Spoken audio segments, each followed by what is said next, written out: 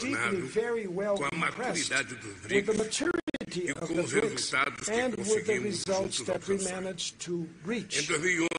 In 2011, South Africa joining the group gave much more representation to the groups, and including one of the regions that grow most in the world. Many said that we were too much different so that we can forge a common view. The experience, nevertheless, demonstrates the contrary. Our diversity strengthens the fight for new international order that will accommodate pluralism in terms of geography, economy, and politics in the 21st century. In this world of transition, the BRICS offers us a source of creative solutions for the challenges that we face. The relevance of the BRICS is confirmed by the growing interest of other countries demonstrate to join our group. Amongst the many results of the summit, I could stress the enhancement of the BRICS, including new members.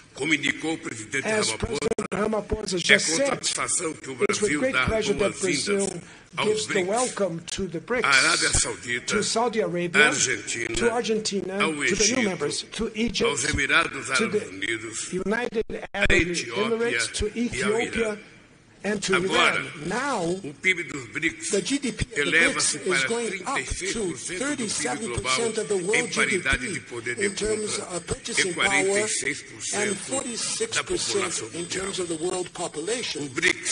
Continuará aberto a novos candidatos e para isso aprovamos também critérios de procedimento para futuras. Aprovamos ainda a criação de grupo de trabalho para estudar a adoção de uma moeda de unit currency as reference for the BRICS. This measure could increase our options for means of payment and reduce our vulnerabilities. I would like to stress the decision that was made to the reform of the global governance, and especially in relationship to the UN Security Council. And last but not the least, I would dedicate a special message to my dear Alberto Fernandes, President of Argentina, a great friend of Brazil and of the developing world. We will continue to move forward side by side with our brothers Argentinians in another international forum. We will continue to advocate themes with direct impact of the quality of lives of our peoples, as fighting hunger, poverty, and inequality, and the promotion of sustainable development. We will promote the overcome of all ways of inequality that exists in the world, and that the BRICS will continue to be a driving force of a new international order that will have more fairness and an indispensable player to promote peace, to promote multilateralism, and in the defense of the international order and rule. Thank you very much.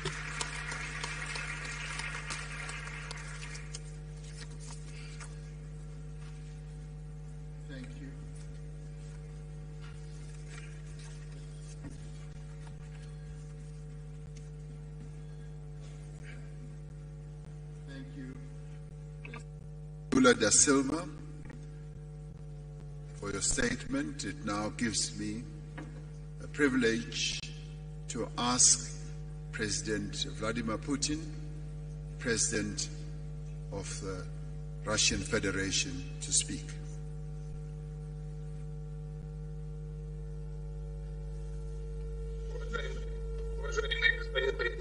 Your Excellency, Mr. President, dear friends, dear colleagues, just like other participants of today's event, I would like to thank our South African friends for the efforts they have made during our joint work. Должен отметить, что, как выяснилось, эта работа была непростой, и президент Рамапфоза проявил удивительное дипломатическое искусство при согласовании всех позиций, касающихся расширения. Только что бразильский коллега президента Лула да Сильва в некоторые моменты отметил наиболее важные для всех нас, среди которых я выделил бы выделил бы, конечно, вопросы расчетной валюты единой. Это сложный вопрос, но мы так или иначе будем двигаться по решению этих проблем. И второе, это касается организация расчетов между нашими странами в сфере экономической деятельности. Хотел бы поздравить новых наших членов, которые в полноформатном масштабе будут работать в следующем году. И хочу заверить всех коллег, что мы будем продолжать то дело, которое мы сегодня с вами начали по расширению влияния БРИКС в мире. Имею в виду налаживание практической работы с новыми членами организации и с теми, кто будет работать в сфере БРИКС в качестве аутрич с нашими партнерами, которые так или иначе уделяют внимание сотрудничеству с нашей организацией и хотели бы с нами вместе работать. Мы относимся к этому с вниманием и большим уважением и обязательно наладим эту работу. Конечно, в контакте со всеми партнерами будем советоваться, как эту работу организовать, и в ходе этих совместных дискуссий на уровне министров иностранных дел, других ведомств, выстроим соответствующий регламент с тем, чтобы роль и значение БРИКС в мире продолжала расти. Большое спасибо.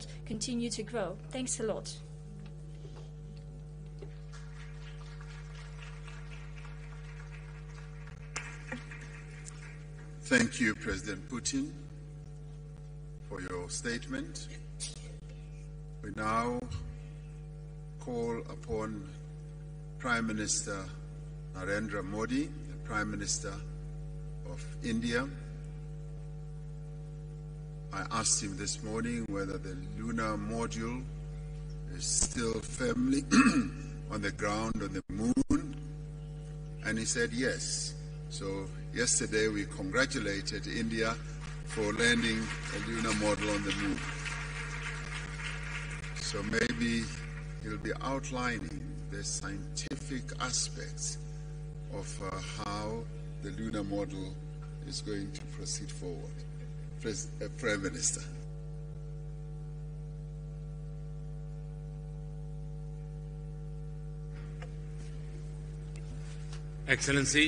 Excellencies, media के साथियों, friends from the media, नमस्कार। Namaskar. सबसे पहले मैं First of all, राष्ट्रपति I would like to commend my friend President Ramaphosa for the successful organization of this summit. I congratulate him for this. I am very pleased that this three-day meeting has had many positive outcomes.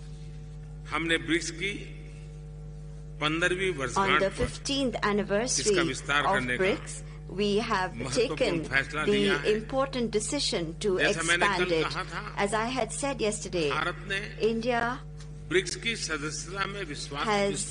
always fully supported the expansion of BRICS membership. India has always believed that the addition of new members will further strengthen BRICS as an organization, and it will give our shared efforts a new impetus. This will also strengthen the belief of many countries in the world in a multipolar world order. I am pleased that our teams have together agreed on the guiding principles, standards, criteria and procedures for the expansion. And on the basis of these, we have agreed to welcome into BRICS Argentina, Egypt, Ethiopia, Iran, और UAE का Saudi Arabia and the BRICS में UAE. स्वागत करने के लिए सहमत हुए हैं। सबसे पहले First of all, मैं इन देशों के I leaders would like to और convey वहाँ के नागरिकों my को heartfelt congratulations to बधाई the देता हूँ। leaders and people मुझे of विश्वास these है countries. कि इन देशों के साथ I'm मिलकर confident that हम together अपने with सहयोग these को countries, we एक will नई be गति able to infuse और new नई ऊर्जा momentum देंगे। and new energy into our Bharat के इन cooperation. सभी देशों के साथ India has had बहुत ही गहरे संबंध very हैं। deep बहुत and ही historic ऐतिहासिक संबंध relations हैं। with all of these BRICS countries. की मदद से With the help of हमारे BRICS, द्विपक्षीय सहयोग new में dimensions नए will आयाम be added to अवश्य our जुड़ेंगे। bilateral cooperation जिन also. अन्य देशों ने भी For the other countries BRICS से that जुड़ने की have अभिलाषा expressed a व्यक्त की desire है, to join BRICS, भारत उनको भी India will पार्टनर कंट्रीज के रूप में contribute जुड़ने के लिए towards building consensus a बनाने में consensus for योगदान them to be देगा। a part of BRICS as partner Friends, countries.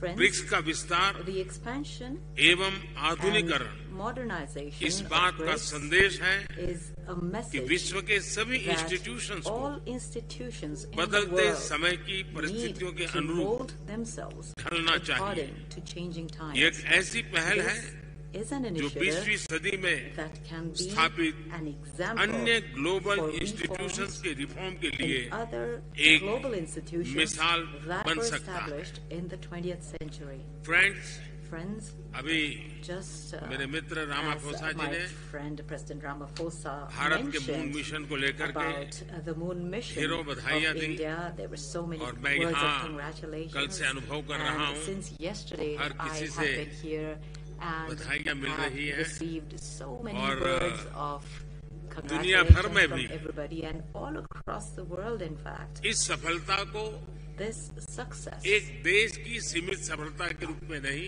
is not लेकिन to be पूरी viewed मानव as जात the की एक success महत्वपूर्ण of सफलता one के रूप single में country. It स्वीकार is the किया जा रहा है। success- it ये is हम being सभी accepted लोगों as के the लिए success of अत्यंत all गर्व का विषय है mankind. It is a और matter भारत of के great वैज्ञानिकों pride को for पूरे us विश्व की तरफ से and for अभिनंदन का the अवसर Indian है। scientists. It's a time for appreciation Friends, and being commended from all across कल the world. शाम Friends, भारत के last evening, चंद्रयान ने India's Chandrayaan चांद के दक्षिण successfully ध्रुव पर made a soft soft landing landing की। on the south pole of ये the केवल moon. भारत के लिए ही नहीं, As I said, बल्कि this पूरे विश्व के is a वैज्ञानिक big समुदाय के achievement, लिए not only for India, बहुत but बड़ी also उपलब्धि है। for the scientific community all और over the world.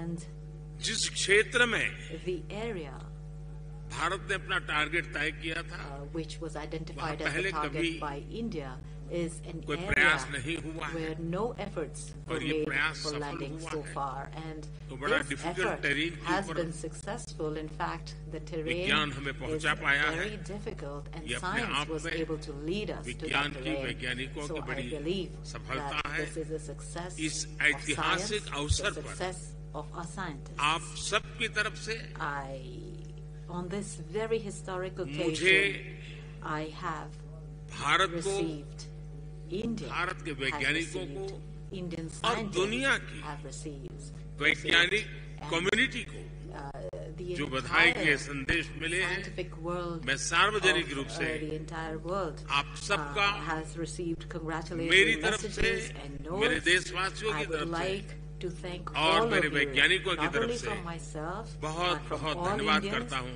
and Thank also you. on behalf of the scientists, of my Indian scientists. Thank you very much. It now gives, thank you very much, Prime Minister Modi. It now gives me the pleasure to ask President Xi Jinping, President of the People's Republic of China, to make his statement.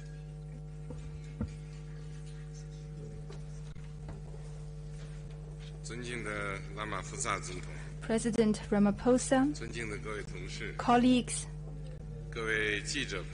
friends from the press, I am pleased to join you here. At the outset, I wish to thank President Ramaphosa and the South African government for the thoughtful arrangements they made for the BRICS summit this year. BRICS countries are all countries with important influence and shoulder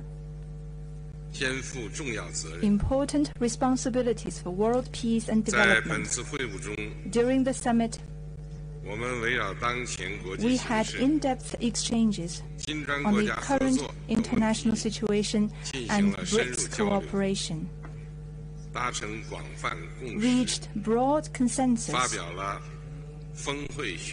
adopted the declaration, and achieved fruitful outcomes. Leaders of the 5 countries unanimously agreed to invite Saudi Arabia, Egypt, the United Arab Emirates, Argentina, Iran, and Ethiopia to the Brics family as official members. China congratulates these countries and highly appreciates the efforts made by our chair, South Africa, and President Ramaphosa. This membership expansion is historic. It shows the determination of Brics countries for unity and cooperation with the broader developing countries. It meets the expectation of the international community and the common interests of emerging market countries and developing countries. The expansion is also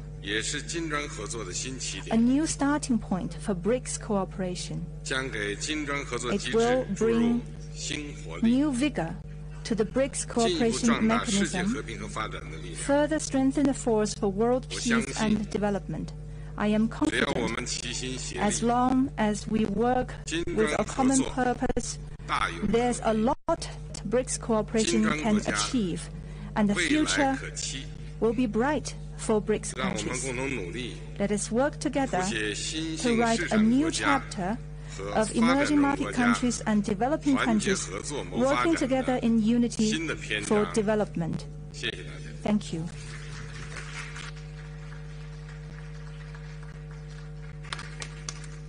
Thank you very much, President Xi. Ordinarily, in the acronym of Brics, after Brazil, Russia, India, and China having spoken, it would now be the opportunity for the President of South Africa, President Ramaphosa, to speak. But he has already spoken. So that brings us to the end of our press statement. Thank you very much. Thank you very much for your attendance. We have reached the end. Thank you.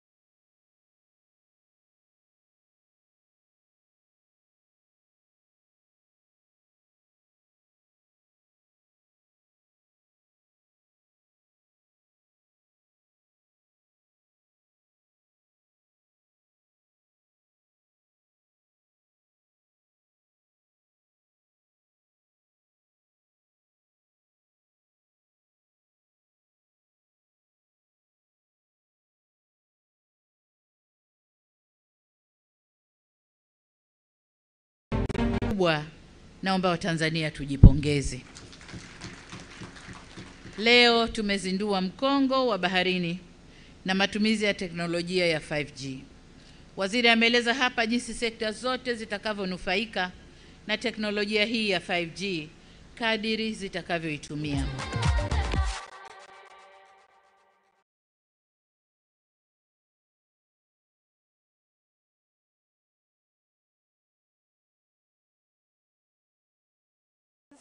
Honorable guest attendees, all protocols observed. I'm Knox Chitio, Associate Fellow here with Chatham House. And on behalf of Chatham House, I'd like to welcome you all to this discussion on Zimbabwe's 2023 elections. We are really honored and delighted to have you here. As we all know, sorry, before I proceed, just to say that this event is fully on the record. So, as we all know, in 13 days' time, Zimbabweans go to the polls to elect representatives of their choice for the presidency, for parliament, and for rural and urban council. So this is an important time, it's a momentous time for Zimbabwe, for Zimbabweans, also for the region, and for the globe as well. So it's a very, very important time. More than 6.5 million Zimbabweans have registered to vote for this election, and that is a new record. 2018, there were just under 6 million voters. So I think this attests to the importance of the election and the desire of people to have their voices heard. The question, though, is how many of those who are registered to vote will actually turn up on the day. That will have to be seen on the day. So as Chatham House, we engage very much on Zimbabwean issues.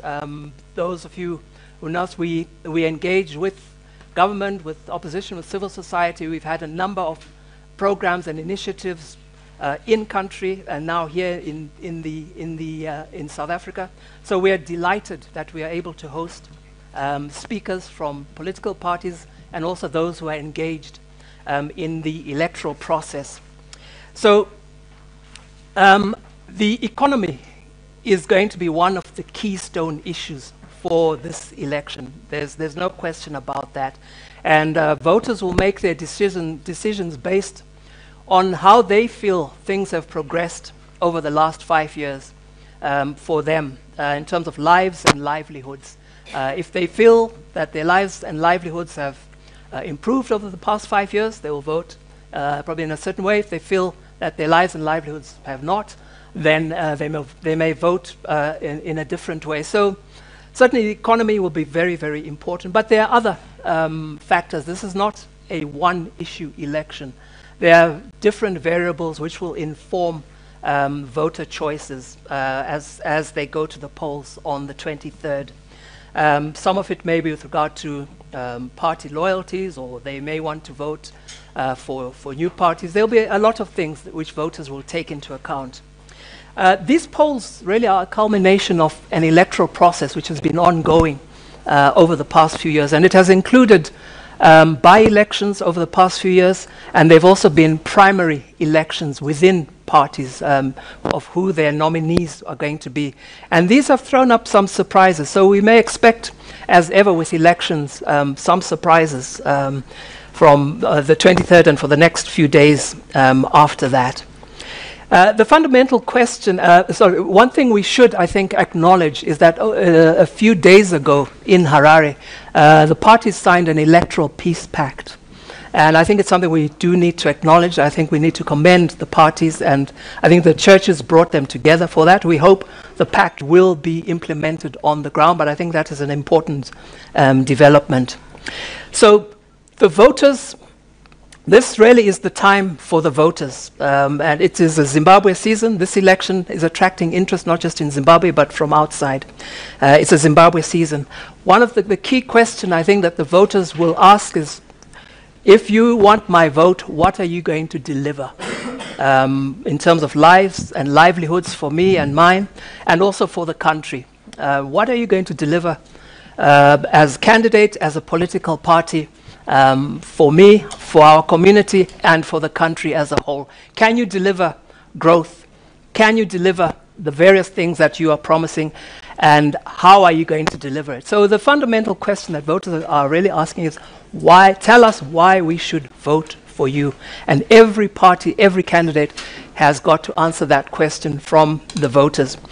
On that note, we have with us today for session 1, 5 representatives from 5 of the contesting parties for the elections. We are most honored and very grateful for you that you have made time to come here and join us today. We are really, really honored. These are 5 of the contending parties. We have party principals and also spokesperson and secretary generals for 5 of the contending parties. We are really hugely grateful to you all to be here.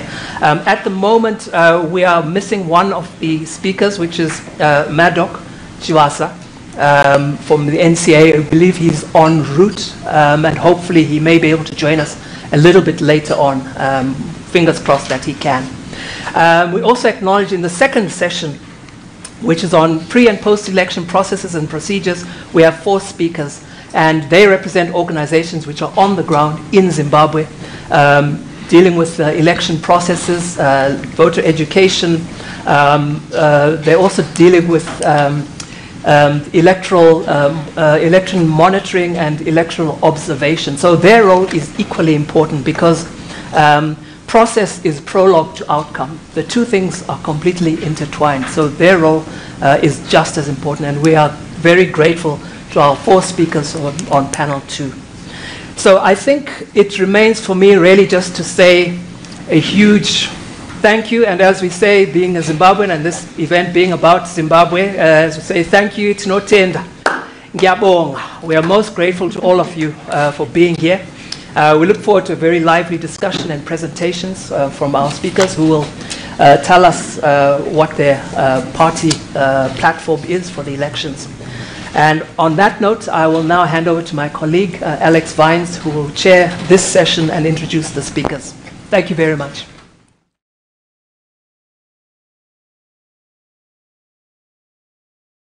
So good morning, everybody. My name is Alex Vines. I'm the director of the Africa program at Chatham House, and I've got the pleasure of chairing this session on party manifestos and policy options. As Dr. Knox mentioned, we have 5 principals and spokespeople of political parties in Zimbabwe. This is a cross-section of parties that are registered for the election. So the criteria is a cross-section here of registered parties. That's the criteria that we decided we could not obviously be fully comprehensive in this meeting. How this is going to work is that each of the representatives of parties here will get 8 minutes each.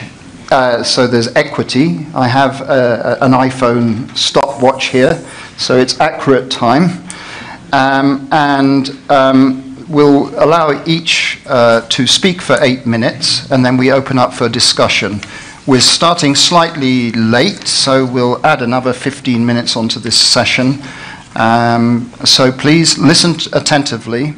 My hope is that each of the participants on this panel talks about the vision for Zimbabwe's future, particularly economic growth, poverty reduction, and providing jobs and employment. I mean, these are really key issues all over this region, and Zimbabwe is not the exception, but I do think that clearly is a priority, which is part of the work we do at Chatham House is also very much focused on economic growth, prosperity, equity. So with no more ado, I'm going to start. You have in your packs already the bios, and so everybody's very distinguished, but please do excuse me, I'm not going to lose time by reading out long bios. But we have here initially, starting on my left, Christopher Muchabangwa, and he's the spokesperson of the Zimbabwe African National Union Patriotic Front, ZANU-PF, and as you well know, he served in government with ZANU-PF in several different roles. So, Chris, thank you for coming, and I'm about to press my stopwatch, and please tell us about the ZANU-PF vision. The floor is yours, starting now. Go ahead. Well, Thank you, Alex. Thank you, Chatham House. Thank you, Knox. And I want to salute the various candidates who are here from the Zimbabwe political establishment, which is a testament to the vibrance of our democracy. And it is what you are celebrating here by hosting us. I am from ZANU-PF. I'm the spokesperson. And we are going into this election without a written manifesto. The main reason being that we've got work on the ground and our work is speaking for itself.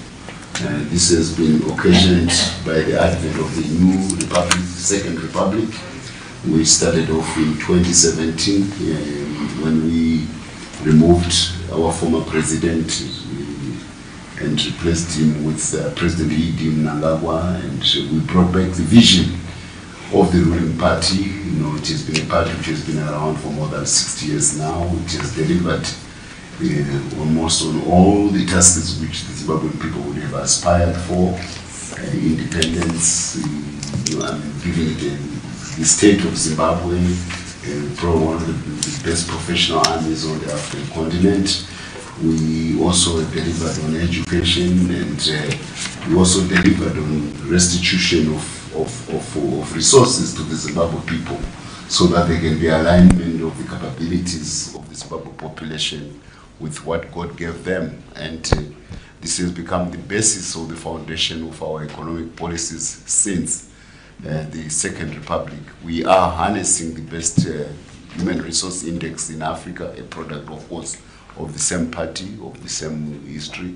We are harnessing it so that it can exploit those resources, but at the same time, it is identifying capable and competent global investment capacity to come to Zimbabwe, to match what God gave us in terms of resources, but also to exploit this well-developed human resource index, which is Zimbabwe. Our performance as a country in terms of human resources is a matter of envy. You go throughout all the region, the teachers are from Zimbabwe. You go throughout the region, you go to England, you find doctors and nurses from Zimbabwe. You go to Australia, you find geologists from Zimbabwe. You know, we have a labor force which is convertible as the US dollar, a courtesy of our education. So we really have primed our population to become global citizens in almost every aspect.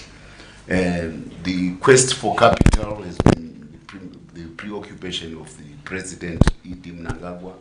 That's why he adopted the slogan, Zimbabwe is open for business, because without capital you can't modernize a country.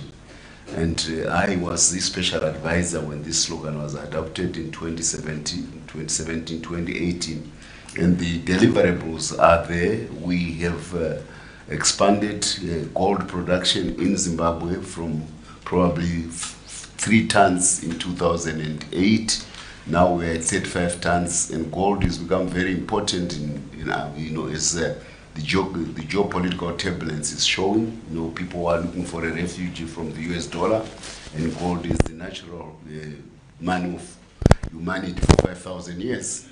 And Zimbabwe has always been at the forefront of using gold as money. That's where we built Africa's greatest civilization in sub-Saharan Africa. It was based on gold, and gold is now supporting our currency, which is insulating it from the predatory aspects of the US dollar, which have marked our currency in the last 20 years since we fell out with our erstwhile former colonizers and Western partners in trade when sanctions were imposed. We had to find a new reference for our currency, but history has always helped. We went back to gold. We are much more advanced than China or Russia or even all the other countries in using an alternative currency. And we now have a digital gold currency. We don't need to worry about the US dollars. You know, for your information, we have old Zimbabwe dollar notes for small units, but for $100 notes, all of them are new. They come from New York, they land in Dubai. We sell gold, we bring them to Zimbabwe. If you're unlucky, you wipe your cheek, you may get them because they're from the printing press in New York.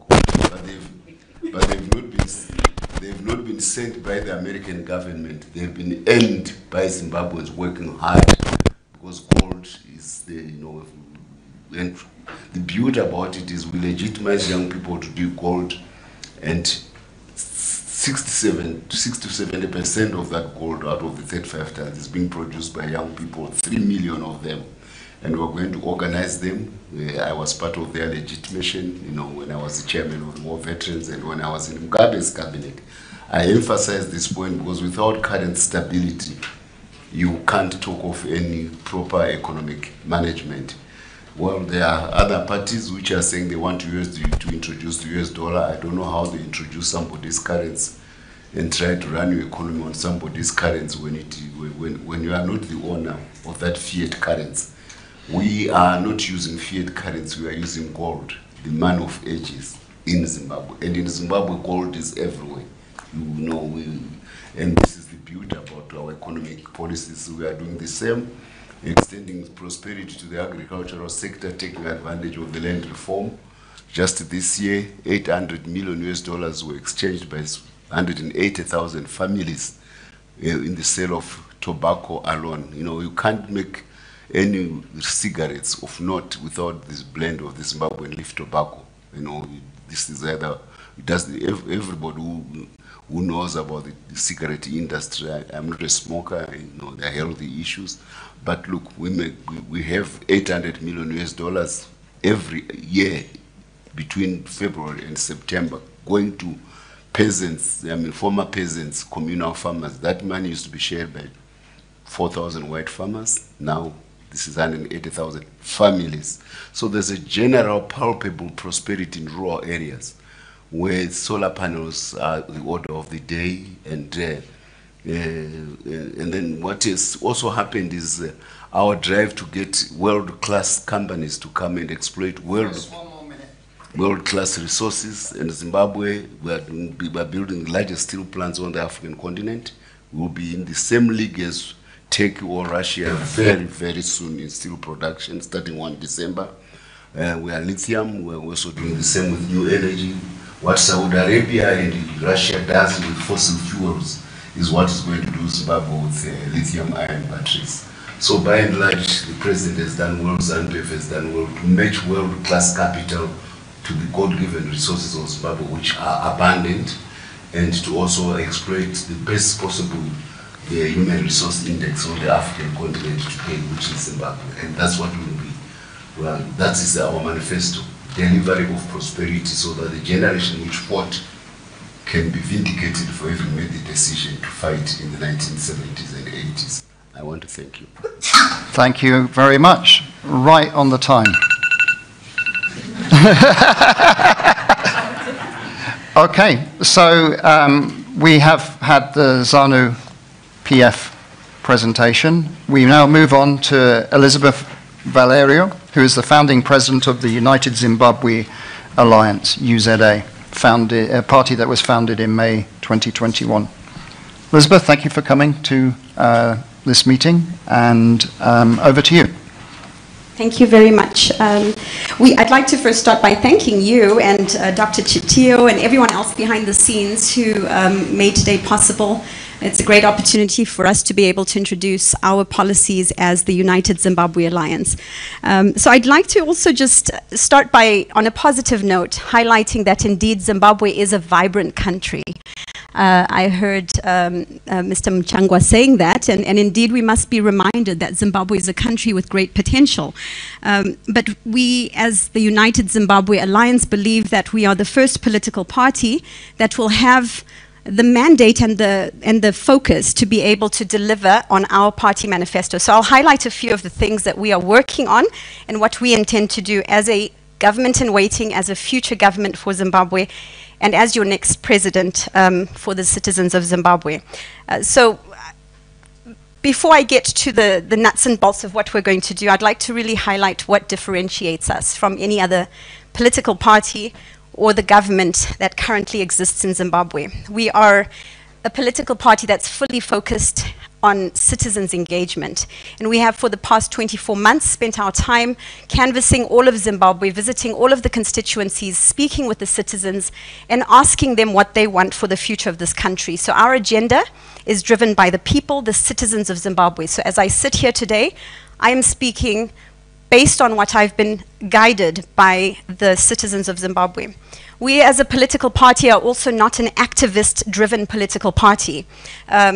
We don't focus on provoking or agitating any other political party. Our mission is not to cause further, how do I say, unsettlement of our nation. We want to bring our nation forward as a political party. And so we also focus at the core of our work on unity and ensuring that we are bringing all parties together to bring their ideas for the best future of Zimbabwe. We truly now are also the only viable new political party in Zimbabwe. We are in 61 constituencies contesting in this election. We would have had a lot more. In fact, 81 of our members of parliament currently are not on the ballot, but were prepared to contest in this election. I won't go into all of those details, but we are a political party that has, in earnest, established itself as a future government for this country. We also are non-violent. You will never find or meet a United Zimbabwe Alliance member who has been accused of violence or has participated in any violent activities. We want to end this historic polarized approach to politics in our country. We want to make sure that we are working together as political parties, shaping a better future for our country. We also do ensure that we are inclusive. So we do not discriminate or prioritize any citizens based on gender, color, race, kinship, or any other aspect of their humanity. We want all citizens to have the same benefits. In fact, as the United Zimbabwe Alliance, our mission, our core focus going into this election was to provide a good life for every Zimbabwean. And we do oppose any forms of discrimination or prejudice.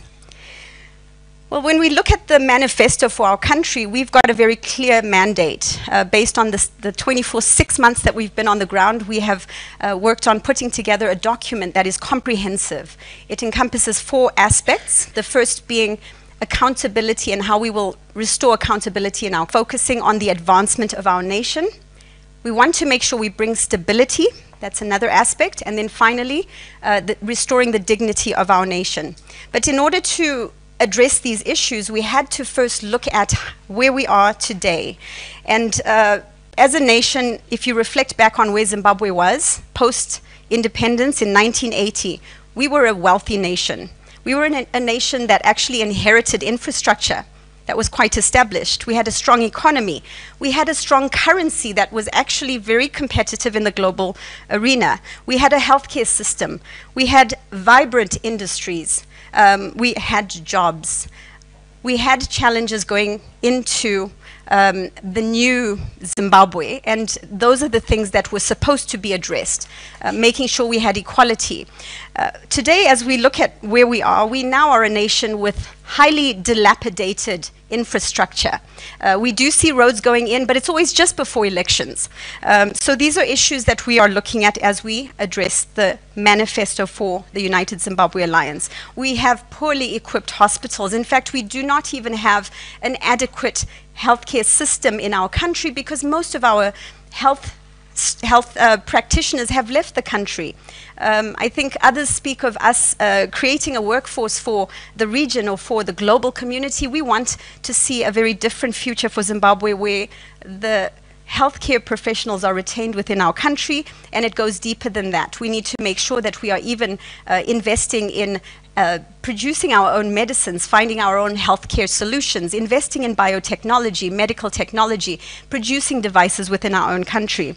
We've lost industrial capacity in our country. We did have a thriving steel industry. Zisco Steel has collapsed. You look at our national airline. It is inadequately equipped to compete in the global arena, and we are finding that most of the tourism that comes into our country is brought not by our airline but by other airlines. So we need to address that and ensure that we revive Air Zimbabwe. The National Railway System, the Cold Storage Commission. I could keep going, but the list is very, very long. And I've got 8 minutes, I believe. The monetary system within our country is shameful. We have a currency that now requires redundancies. People are coming up with their own solutions. You go into a grocery store, they're figuring out ways for us to manage and distribute funding within our country. You've got multiple parallel systems. We need a currency that is stable and one that we can all rely on when we are looking at investment within our country. We cannot, even as citizens, look at investing in our nation. Land and agriculture in our Zimbabwe is highly underutilized. And the business sector, when you look to the financial impacts on our nation, you look at the mega deals that come into our country, there's a lot of question when it comes to where it actually benefits us as a nation. It's really opaque, and we do not really understand where the benefits are for the citizens of Zimbabwe. As the United Zimbabwe Alliance, we're coming in, one more minute. We're coming in with a clear plan, a clear solution, a document that identifies ways for us to ensure that we advance our country, we separate the powers within our country in order to ensure that there is no interference with our legal system. So when it comes to accountability, we will have a government that does not politicize the legal system. We will ensure that we address electoral reforms, and we have a comprehensive list of actions aligned with that. When it comes to our currency, we will ensure that we are producing more than we are importing, and that we have a solid Zimbabwe dollar. We will not be relying, and you cannot compete in the global arena utilizing another currency. I think my time is up. You got 7 seconds. That was somebody else's clock. But ultimately, there it goes. Thank you. If you want to sum up that final point, please go ahead. Thank you very much. Well, as I said, ultimately we want to make sure that every Zimbabwean is really at the core of the government's focus. So rather than Zimbabwe being treated as personal property to a few elite within our country, we want every Zimbabwean to benefit from the resources. We're very concerned about the mass extraction and exploitation of this nation, and we look forward to being able to engage the citizens in building a new nation. Thank you very much. So the next speaker we have is Fatsai Maheli, and she is the national spokesperson for the Citizens Coalition for Change. Fatsai, thank you for joining us. You have 8 minutes. Thank you. It's a very good morning to everybody. 2 days ago, President Nelson Chamisa launched our new Great Zimbabwe Blueprint, which is a citizens' manifesto that sets out our policy plan to take Zimbabwe forward. And it's anchored on 5 key values, namely restoration, reconstruction, transformation, modernization, and reconciliation. And in line with those values, we've got 5 key action points that we're going to zone in on. And in my 8 minutes, I'm going to just focus on those 5 points. We've got a 100-page manifesto, which is available on our channels, and you can read in detail about that. The first of the 5-point plan, the first point, to make Zimbabwe a great leadership nation. Currently, Zimbabwe has little or no status in the family of nations. We've been rendered the sick man of Africa. We've been relegated to a mere observer in the global economic discourse.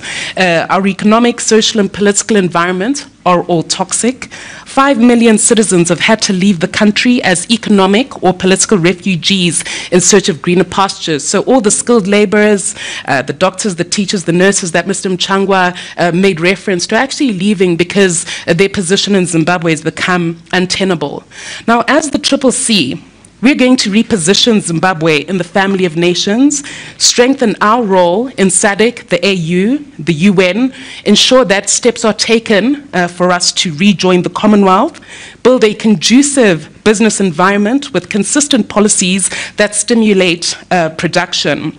We're going to ensure that we make Zimbabwe a leader in modern agriculture, introduce advanced farming technology, make Zimbabwe a leader in industry and mining technology, make our education system globally competitive, and drive investment in sport, tourism, and all key sectors. Number 2, we're going to build a consensus state, transform government, and make it work for everyone. Since 2000, we've witnessed the disintegration of the rule of law, abuse of state institutions by the ruling party, gross human rights violations, an inefficient, oversized bureaucracy, elite state capture, and mass corruption.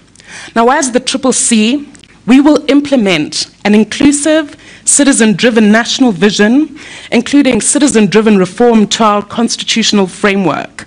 We'll introduce and ensure that there's a strong, robust parliament to exercise oversight over all executive actions and introduce an office for the leader of the opposition. We'll build a strong, professional, and independent police service and all state institutions, including the civil service, the military service, and intelligence services. We'll resize and restructure government and ensure that we've got a lean cabinet of not more than 15 members. We'll implement devolution and create a consultative transformation council composed of government, business, labor, and civic society, which will participate as the principal consultative body for government and help in developing policy. We'll obviously reform state-owned enterprises, making them leaner, professional, transparent, and efficient. Point number 3, we'll build an entrepreneurial, productive, and shared inclusive economy. Currently, Zimbabwe is experiencing 49% extreme poverty. This is according to the World Bank.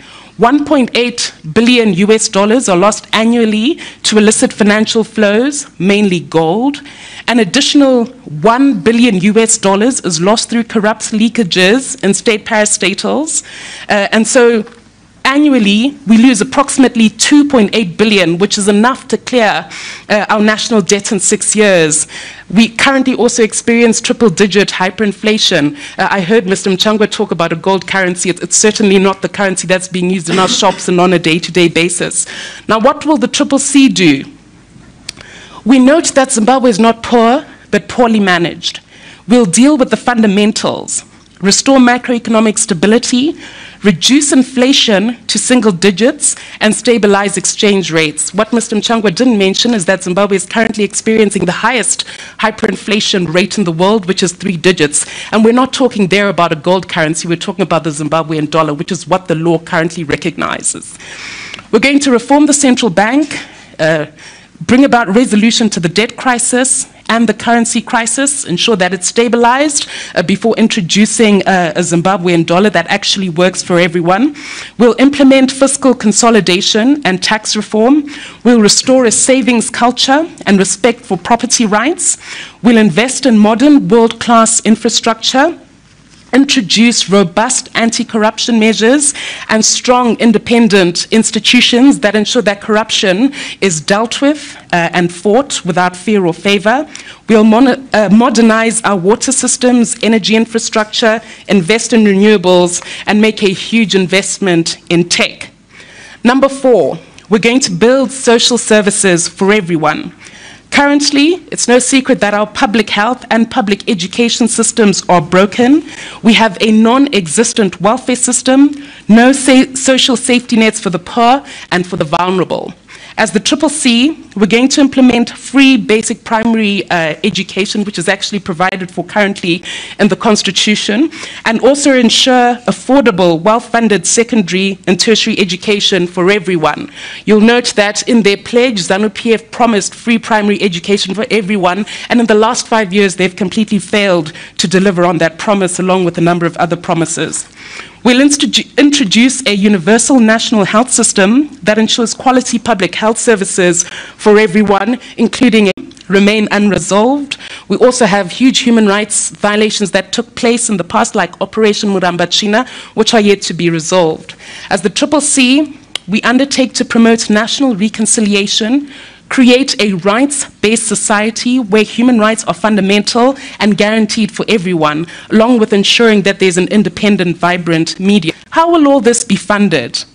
It will be a combination of tax revenue, working with international financial institutions, something that ZANU-PF have completely failed to do, introduce public-private partnerships that work, leverage our natural resources for the benefit of everyone, not just a few, foreign direct investment, amongst others. In short, that is our policy proposition for the people of Zimbabwe. Thank you. Thank you very much. So let me just turn off the alarm clock. Okay. So our next speaker is Imetufikia Hanana. Presented us in London on the 12th of January 2011. We value this ongoing relationship between ZAPU and Chatham House and your partners in promoting dialogue and the exchange of ideas as an essential component of democracy. Thank you very much. My name is Imetufikia Hanana, as already mentioned. I'm with our party's national spokesperson, Son Lovu, and our policy chief, Spatu Nube. Yeah, as a way of introduction, ZAPU has always transacted political contests on the basis of a set of ideas. We seek to speak to the needs and aspirations of the communities we wish to serve. These ideas are modeled as a statement of purpose or intent and a compass through which the party will navigate challenges in decision-making within the predetermined value systems. Besides, the manifesto serving as a key tool to guide and measure the implementation of programs, it is also essential in enhancing the social contract between those in government and the governed communities through accountability. In a democracy, a term of office should be earned through an endorsement of your value propositions by the voters and not through violence or rigging an election. More importantly, the next election should be an evaluation of the implementation of those promises in addition to the new propositions. ZAPU not only believes this to be the logical way to develop and nurture our democracy, but actually sacrifice life and limb in a bitter way, is to move the country from a system of state security and introduce a human security model. And what we must understand is that since independence, the ZANU government has been destroying the security of the individuals and buffering the security of the state. And this has been done through a whole lot of things. I mean, starting with a genocide where the citizens or the people of Zimbabwe became vulnerable to the state via genocide, and where a one-party state was forced on the people through the killing of members of ZAPU, their supporters, and well-wishers. So we are moving away from a model where the state is secure and the people are vulnerable. And ZANU has continued to make sure a patriotic act, and as political actors, we're no longer sure what to say and what not to say in public platforms because it might be misconstrued as a violation of the Patriotic Act, and we find ourselves in prison like Job Sikala, Chepungari Vume, and a whole lot of other people that are incarcerated, some without trial. So this is what we're trying to move away from as ZAPU by introducing a human security model, a model where we will not have loans enjoyed by a few, but paid back by the majority through legislation that allows those in ZANU-PF to get loans via some farming schemes and stuff like that, for them to abuse that money, and then it is the taxpayer that then pays for those loans. So we as a party were moving away from having a state that is a predator on its citizens, and we are trying to protect the citizen. And we are going to be doing this via 7 key pillars. We should make sure that there is food security, number 1. Number 2, free, quality, and effective education. Number 3, we should have energy security. Number 4, a proper, well-run healthcare system. Number 5, secure economy. Number 6, gainful employment. And number 7, housing. Our non-negotiable fundamentals, we believe that for the above 7 points to flourish, the following values are not negotiable. Democratic principles, number 1. Number 2, national democratic revolutionary legacy. Number 3, Bill of Rights. Number 4, national reconciliation and harmony. We strongly believe that ZANU-PF has failed in the last 43 years to build a nation out of a country called Zimbabwe. So there is need for enhancing harmony. There is need for reconciliation within the country. Our country is crossly divided, and the division that we experience in the country as a party thriving by dividing the people of Zimbabwe. So as a party, we are pushing to make sure that we unite the people of Zimbabwe. Number 5, making sure that we celebrate our unity in diversity. We have 8 key pillars key deliverables: electoral and institutional reforms. Number 2, major regional corridor projects, a new governance system premised on devolution of power. Number 4, zero tolerance to corruption. Number 5, national defense and security reform. Number 6, end of intolerance and violence in Zimbabwe. Number 7, rural economic development.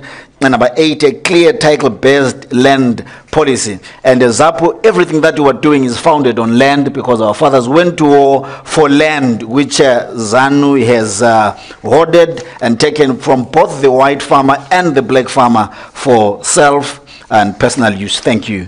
Thank you very much. So we do have one spare chair at the moment, and that's Matkok Chivasa. Now, I understand Matkok has arrived at ORT and is on his way in from the airport. So what I'm going to do is open up to Q&A, and when Matkok arrives, we'll give him 8 minutes, and I'll take note of some of the questions that you're asking so that he's also given that opportunity to answer some questions. So unfortunately, for transport reasons, he's not. Okay, so now is your opportunity. Remember, everything's on the record, you're being filmed, it'll be there for historical prosperity for your great-grandchildren to watch. So this is your opportunity. The politicians here on the up with me are not debating directly with each other, but there is now an opportunity to raise the issues through the questions. But you, the audience, are in control, yeah? So there is a microphone, and the lady there, the microphone comes straight to you. Do please introduce yourself to us, because some of us don't know who you are. Yeah. Thank you very much. My name is Tabile Dewa. I'm with the Women's Academy for Leadership and Political Excellence, WALPE in Zimbabwe. My question is addressed to all the political parties. How did we end up with 11% women contesting as members of parliament and less than 10% contesting as councillors? We have seen women being pushed to the proportional representation seats. We engaged political parties since 2018, and you all promised us election because this will affect women and girls more. Election because this will affect women and girls more if there's an outbreak of political violence. Thank you. Thank you very much. So what I'm going to do, just go down the podium here, sorry Chris, and we'll ask each of the candidates to make some response. So Chris first. Maybe the other way around. Well, no, I think you go first because you've had more time to not speak. Go ahead. Sometimes I don't know which to answer now. What has been said by my candidates or what is coming from them, because I'm the first one to speak all the time. Anyway, I'll go for it first. First on this occasion, yeah. Yes, yes. I do take a serious view about what you've said about the dwindling numbers of women in direct representation in the elections. It's unfortunately, when it's an election, it's a democratic process, and much as we in ZANU-PF would have wished to have more women be elected, I cannot go into the mind of the voter and tell the voter to say you must choose a woman, because that would be interference with the democratic process. That's why as a party, realizing that these are structural issues, there are historical issues, there are cultural issues, there are also issues about women's access to the means to make them possible be elected. These are long-term issues. They need to be addressed with more and more prosperity. We are very much aware that in all the countries where women have participated in decision-making, the happiness index of those countries is the highest, and the Nordic countries easily show that it is worth our while having women in positions of decision-making. I am a product of the war. I met my wife during the war. When we were training and fighting, there were no bullets for women, there were no bullets for men. We had to train equally. And the position of the woman in Zimbabwe, it's an end one, it's not a reward from a patriarchal society. They end it. So they deserve to be where they should be. And it is a relation, not trying to choose who is better among Zimbabweans. Thank you very much. So let's keep on going down the line. So Fadzai. Thank you. I hope I can answer this question honestly, Alex, without Mr. Mchango unleashing the patriotic act on me. I'm joking, half joking. Right. Why do women not participate in politics? Anyone who's been observing the political environment over the last, let me call it 5 years, will have a clear answer to that. We all saw what took place with the trio, Joanna Mamombe, Cecilia Chimbiri, Netsaima. So the truth of the matter is, Stabile, and violent, dangerous political environment, it will be very difficult for women to participate. You tweet something, next thing you're in Chikurubi. The women's section has no running water. You don't have a toilet in the cell. What happens? You're not allowed to bring your children along. Your family is now vulnerable in our political space. So in short, the answer is a structural one. Now I come to the systemic violence that we're seeing, and I want to make it abundantly clear that the perpetrators of this violence are not Triple C. If anything, the Triple C are survivors and victims of this political violence. We all saw what happened with Tinashe Chitsunge, the incident in Glenview just this last week, murdered. Why? Because he was wearing yellow. Doing what? Going to a Triple C rally. He's not unique. Mboneni Ngube, during the by-election period, he was murdered. Why? Because violence broke out. ZANU-PF members started throwing stones, beating our people, and he was killed. To date, the perpetrators of that violence have not been brought to book. This is not unique. We also have the incident of Mo Blessing Ali, asking again about women. Mo Blessing Ali was killed and murdered, again for her politics. So all of those things are things that we condemn as the Triple C. We continue to emphasize the need to respect the rule of law, human rights, ensure the election is free, fair, credible, and peaceful for everyone. Thank you. So the next comments will be from Elizabeth Valera. Thank you. So I would like to agree in terms of the violence, the perceived violence in politics. And the reality is there is violence in the political space within Zimbabwe.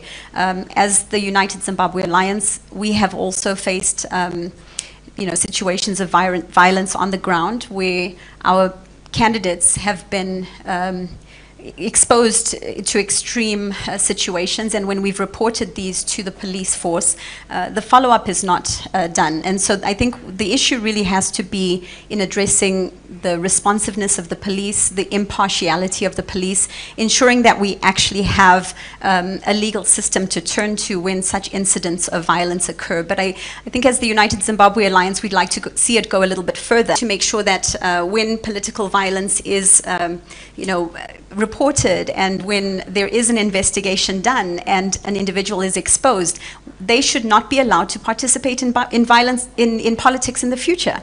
We really need to make sure that these individuals are not continuing to participate and have the opportunity to be in our political space. I'll tell you very specifically, we had 5 of our own members that were attacked in Chitungwiza.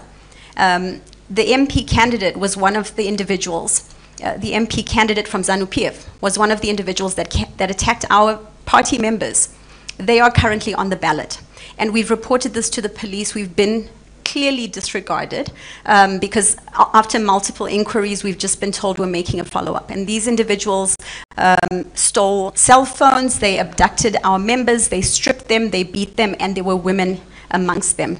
So this is happening throughout Zimbabwe. We want to see an end to this, and part of the action that should be taken by parties like ZANU-PF is to ensure those individuals are not then given the opportunity to continue to participate in politics. And I have it on record that this has been reported multiple times to the to the police authorities. We as the United Zimbabwe Alliance are very proud that we have the largest proportion of women on the ballot in this election. We had to fight to get myself, the presidential candidate, on the ballot. There were only 2 women that were able to go to nomination court and essentially put their names forward, go through the process, and I am now the only woman on the ballot as a presidential candidate.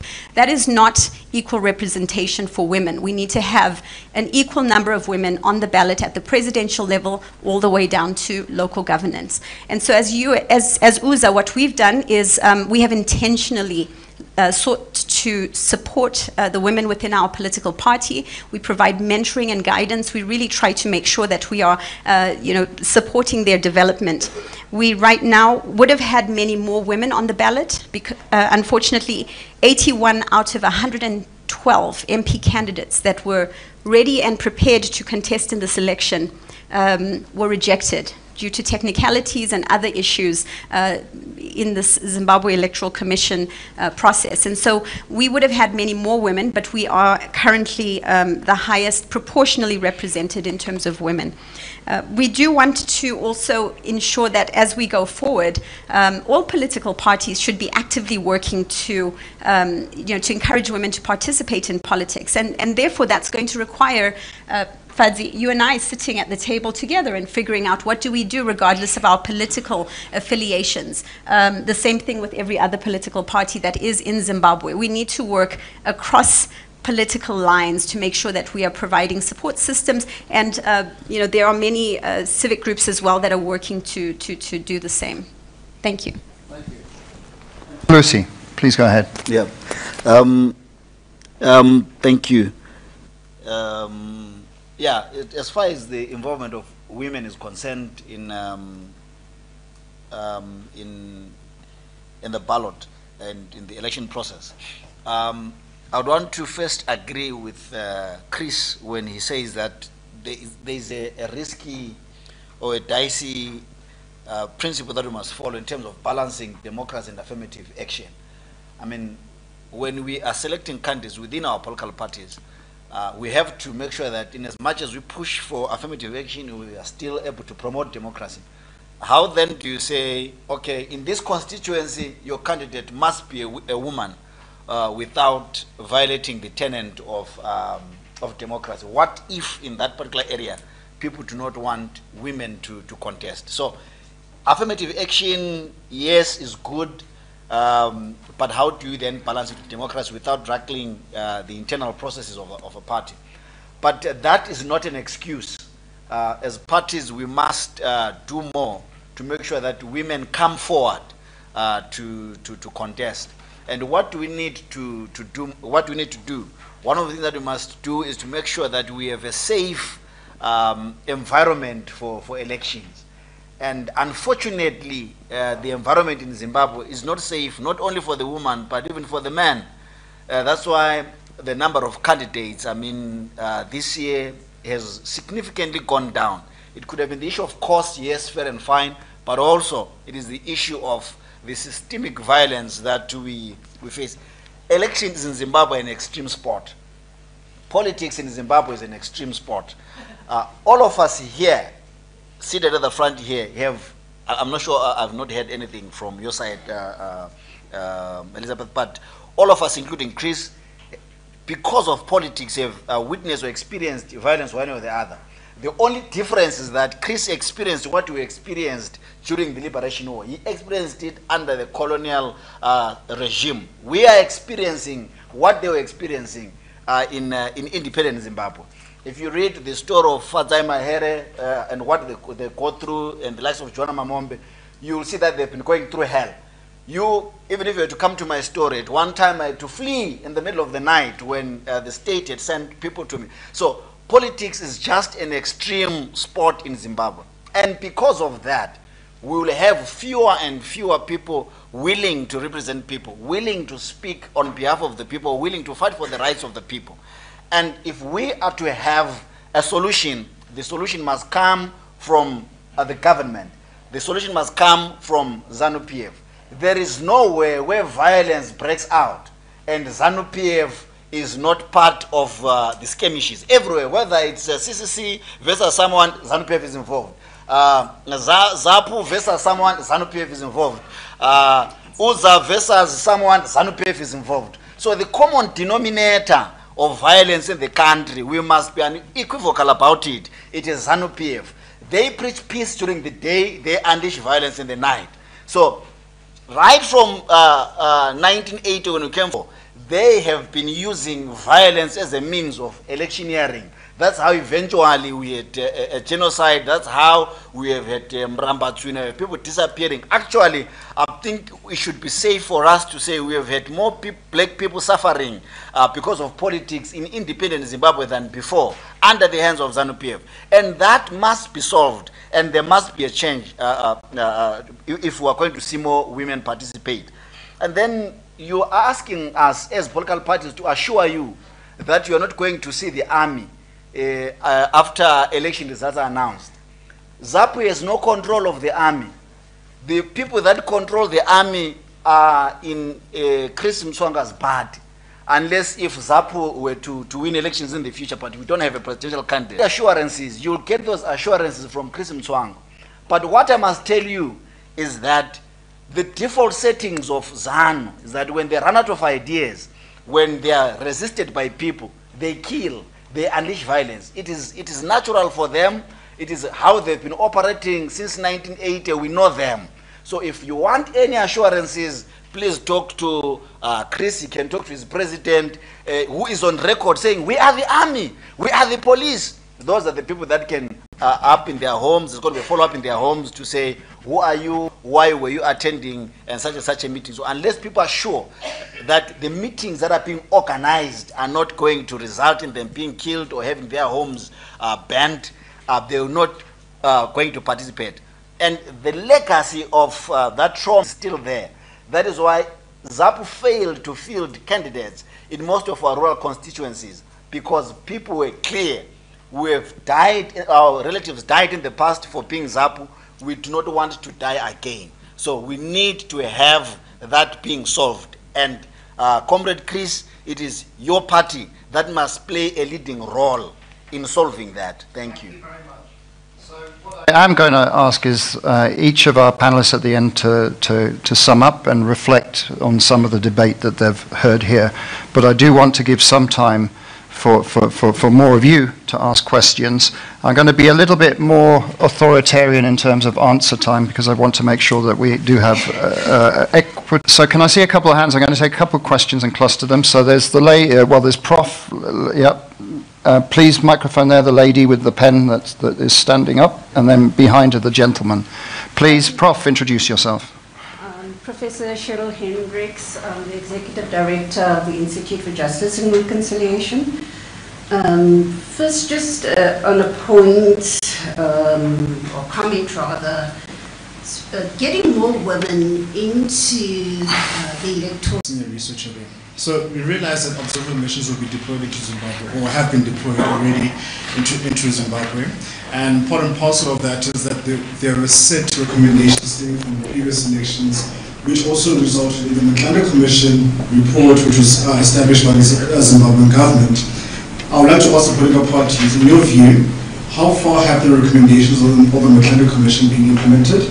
And when the observer missions leave, will they be able to say the Zimbabwean elections were free and fair, in line with the SADC guidelines and principles for democratic elections, and in line with the African Union Charter and principles on elections? And if yes, if no, where are the pressure points that will result in the international community saying, having a negative outcome on the elections, resulting in them treating it as non-free and fair? Thank you very much. And I am aware that the AU head of their observer group will be former President Goodluck Jonathan of Nigeria. And I have been talking to the AU about their deployment and their pre-election assessment. So let's do reverse order on the now, so that Chris is last. So Matulisi, why don't you start with the questions about observation, but also security sector reform?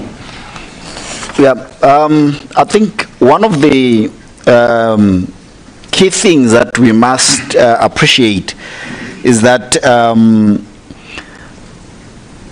Zimbabwe has always had good ideas and freedom of the press and structural reform. I think page 17 of our manifesto speaks into these things because we feel it is key, it is fundamental, it is important. Over and above the issue of reform, there's the issue of convolution of the state and different organs. ZAPU is a strong and serious advocate of separation of powers currently experiencing. So our manifesto speaks explicitly into that to say one of the in place. These are all barriers towards ensuring that every citizen has right to our nation. We also need to look at the safety and security, the dignity, the stability of our nation in terms of the citizenry. So as UZA, we like to deal with issues by saying the individuals involved should be the ones to come up with solutions. So rather than imposing solutions on particular instances, we want the citizens themselves to be able to help. But it's the same sort of thing.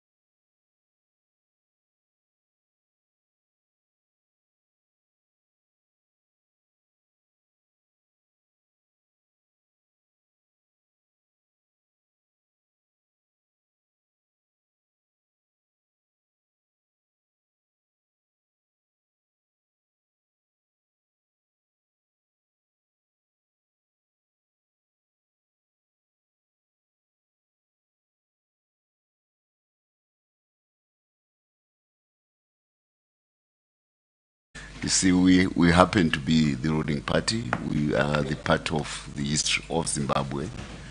And naturally, you know, we brought democracy and people want to be rulers also. That's as it should be. The aspirations to be rulers by the various parties which are being represented here.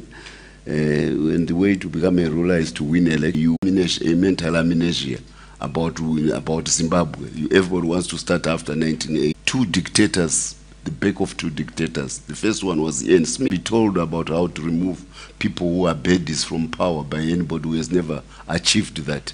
The parties which are complaining too much, they spent 20 years trying to remove Mugabe and they couldn't remove him. We, the war veterans, decided that we wanted him out in 2, and in 20 months we had him out. So we know the practical realities of dealing with African states. We fought for it. Its place there is by right of fighting. And for you just to come from somewhere and say, I now want the state of Zimbabwe to be reformed to suit my circumstances, I say, go the same way we did. Outside the country, or go for wherever you want and you fight it, then you form your own state. For us, the Zimbabwe state is the basis of the stability of Zimbabwe. It has made us possible to withstand some of the worst possible pressure of an African country, 22 years of sanctions and Zidera. Finally, I'm coming. You see, there are all sorts of NGOs. That's what ZANU-PF is going to run on the ticket, and we are going to win on 23 August, based solely on that, because the vote is what matters, not what comes from think tanks, I think. There were two technical questions too, which one was on security sector reform, if you just want to kind of reflect on that one, and there was one about the importance of international observers. If you have a perspective on both, that would be good. Security sector reform, I've already referred to. You did in your, yeah. We formed our state through blood and iron, the Zimbabwean state. We were not given our state by the British, so it is a product of the sacrifice of the people of Zimbabwe. So please close the file, and you know, you can pay to the moon about the Zimbabwe state. You know, we are happy with it, and it is giving the security which the country needs. So security sector reform, forget about it.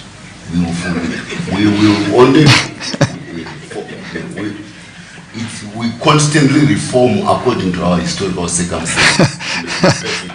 According to Zimbabwe, not some dictates which come from people who never had anything to do with the formation of that reform. Okay. And international observers, any?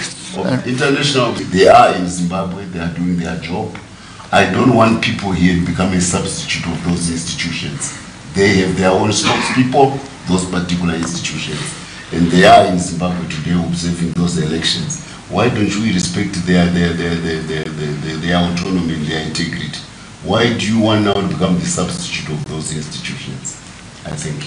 Thank you very much. Now, I do hear that Matcock has arrived. He's going to get mic'd up, is he? So I'm going to ask one question to all the or Peace Pact. What does that mean to you? I think the Peace Pact commitment to say we are following the laws of the country. So that is what it means to us.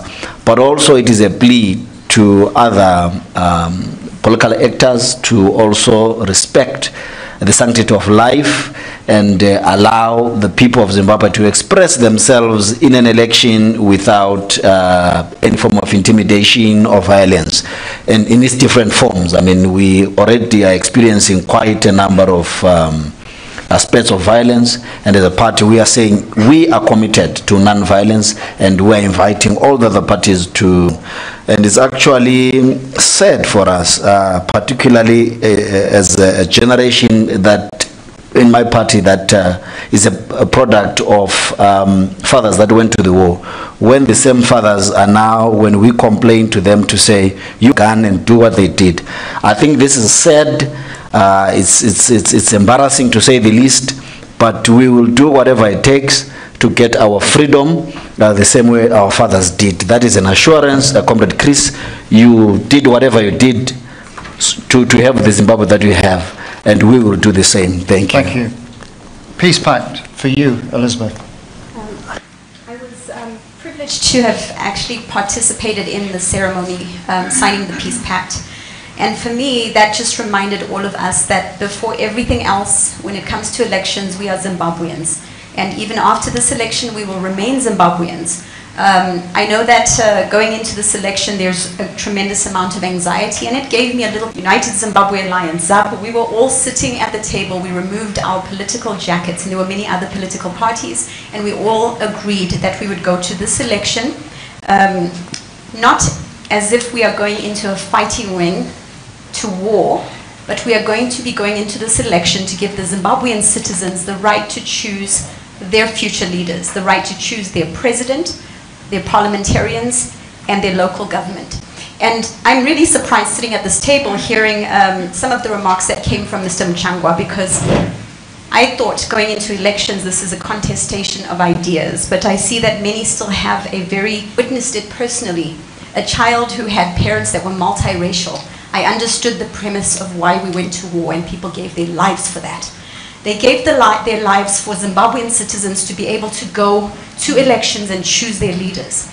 And so I remind every single member of the current government that they have a mandate to the people. They are answerable to the people.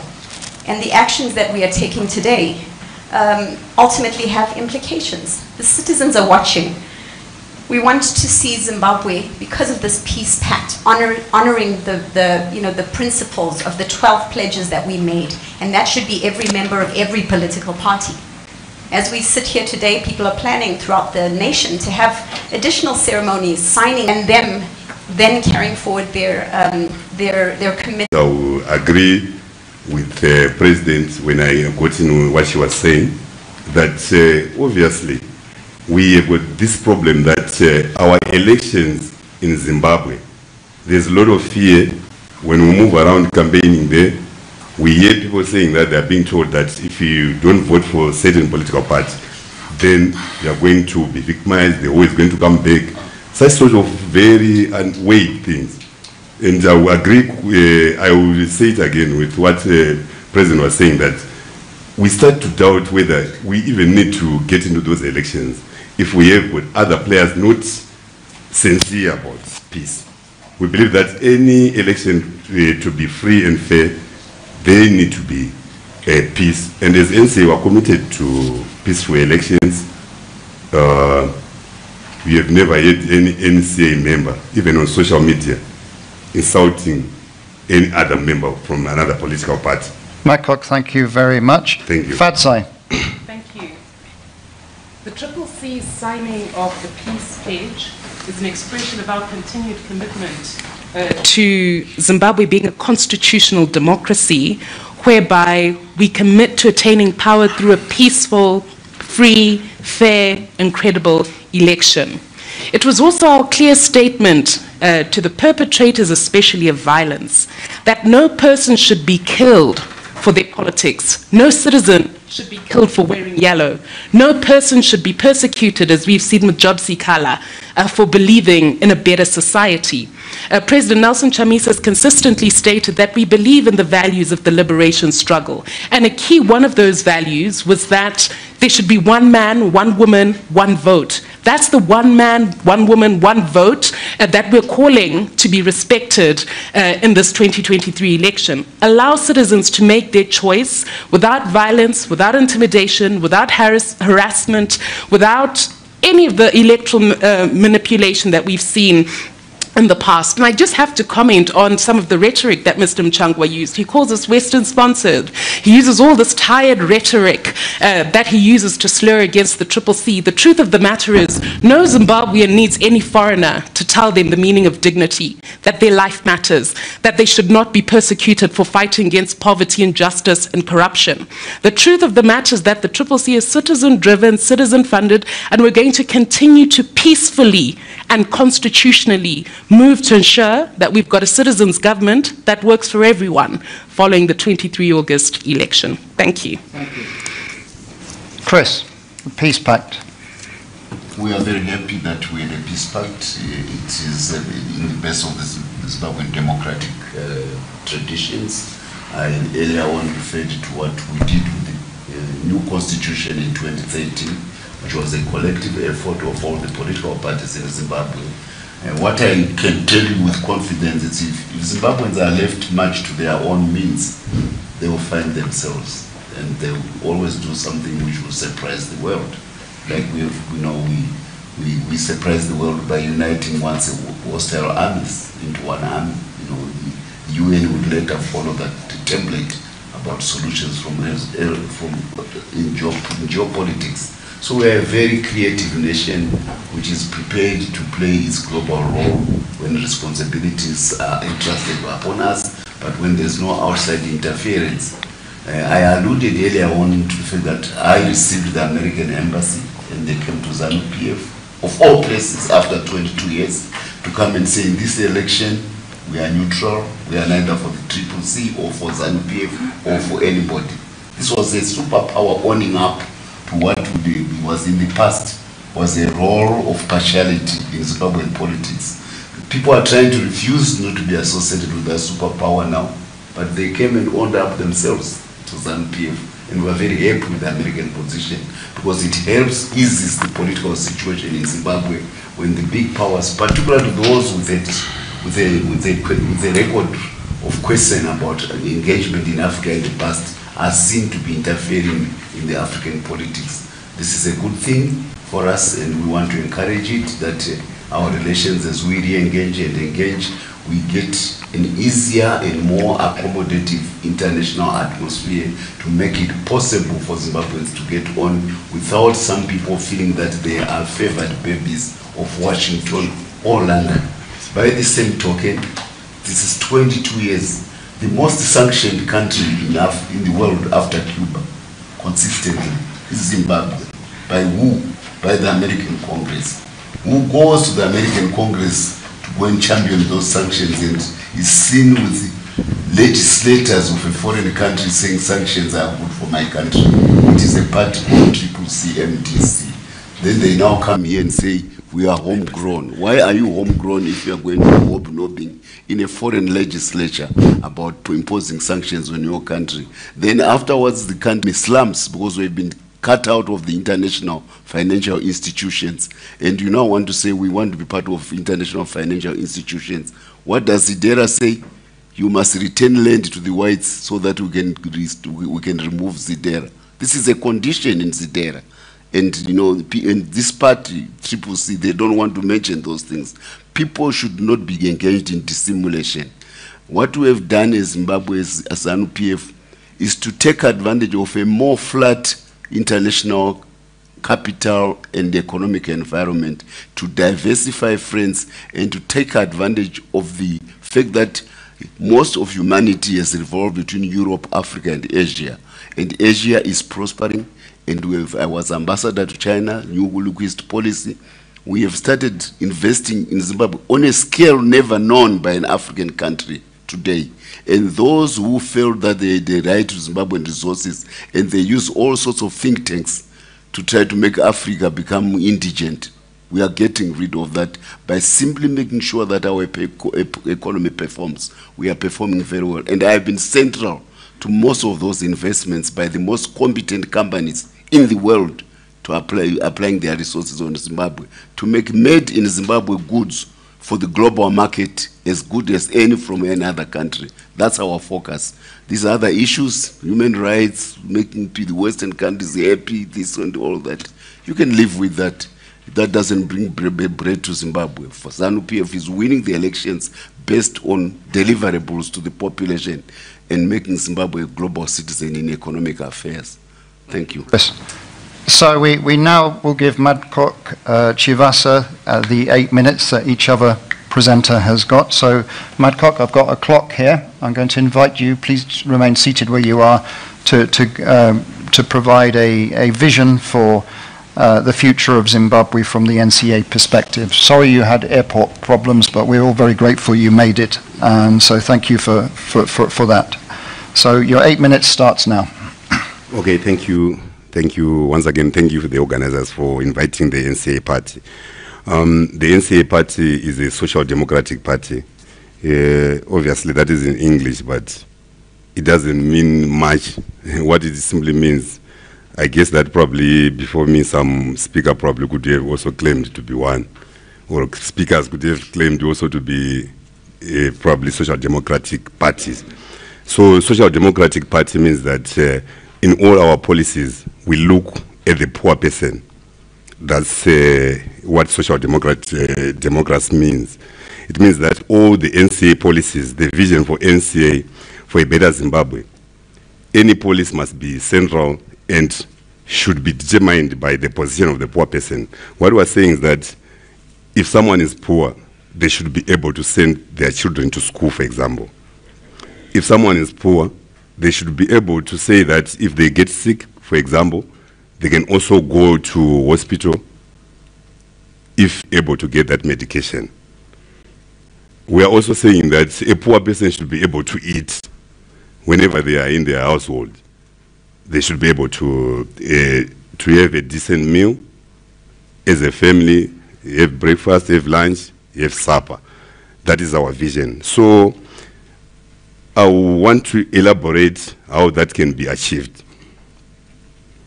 What it means is that we believe that, for example, education must be for free, because a poor person does not have money to send their kids to school.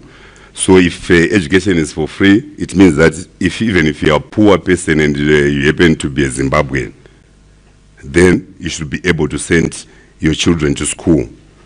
We are also saying that things like medication should be accessed for free. There should not be a situation whereby someone gets to a hospital, they are asked to pay probably certain amounts, they are also supposed to pay for the medication. That should not happen. We are saying it should be for free. Then obviously, before I even elaborate, it will look far-fetched, but it actually happened before there in Zimbabwe. People used to go for school for free. When I was, myself, I'm now 44 years. I remember that from grade 1 to grade 7, we'd have a situation where if you finish the book that you'll be using, you get a new one. You simply need to show a teacher that I finished my book, you get another one. I finished my pen is now, then you are given another one.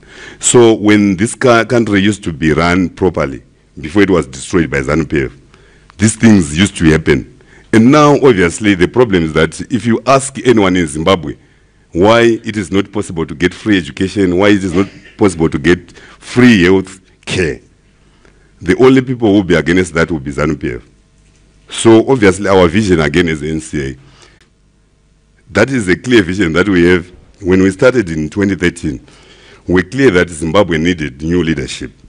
And the leadership that was there then, as far as we were concerned, was selfish, was self-centered, just looked at themselves.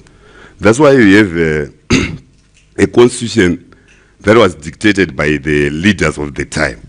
During that time, ZANU-PF was being led by President Mugabe, and the main opposition was led by the late Morgan Tsvangirai. So when you look at it, it's even very unfortunate that we have got a constitution that was dictated by people who are even no longer there. Said enough though. We tried as the NCA to stop that. So I'm getting to my next point, that as NCA, we also believe in constitutional democracy. That is why we became a political party in 2013. We became a political party in 2013 because we had realized that in Zimbabwe there was no political party that was serious about the rule of law, for example, that was serious to get a consent that was coming from the people. That's why we have a constitution which was dictated by the politicians of the time, as against just giving people a chance to write their own constitution.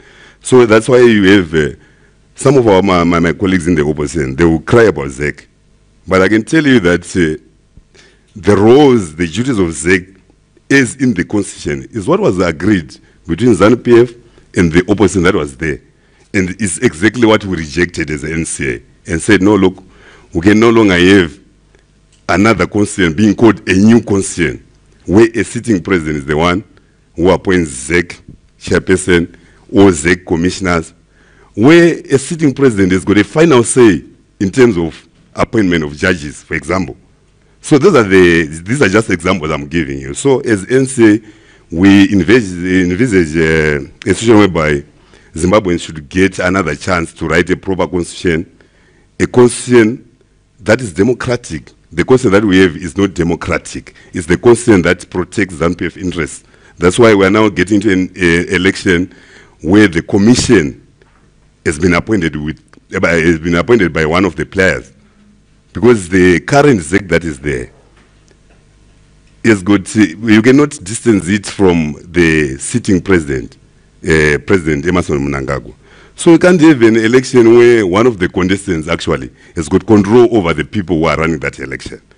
To expect those people to declare that person a loser, I think it will be so far-fetched as far as we are concerned as NCA. And this is the basis that actually made us to be a political party. As NCA, we believe that that solid base can only come if we have got a democratic constitution. The constitution that we have is not democratic at all. And it will be strange, I want to repeat, it will be so strange if elections being run in Zimbabwe under this constitution will produce any other winner, which is not ZANU-PF. And I don't want to say a winner, actually. They are not winning the elections. They are manipulating the elections using the constitution. They are manipulating the election using undemocratic means. Can you believe that? Okay. We've got a situation by when we were campaigning now. I think probably my colleagues mentioned it. You put up posters there, they are removed. You are moving, you've seen some videos there, Triple C people campaigning. Then there's a ZANU-PF person actually chasing them away. We cannot call that election. If these people don't want the election, then obviously we should not go to an election. So NCA, I think I want to conclude is saying that as NCA party we envisage a situation by at least we are going to, in future, have credible elections. The elections that we are going to get into, they are not credible on the basis that they are being manipulated and controlled by ZANU-PF. I think I'll end there. Thank you very much. So we've run out of time now, but I want to thank our panelists, and particularly Madcott, because of the really difficult journey you've had. I'm so glad you're here. Please do talk to him. We're going to have a quick turnaround into the next session. You're going to have a good chair, Kusini Delamini, who's chairman of Masmat Holdings, for the next session.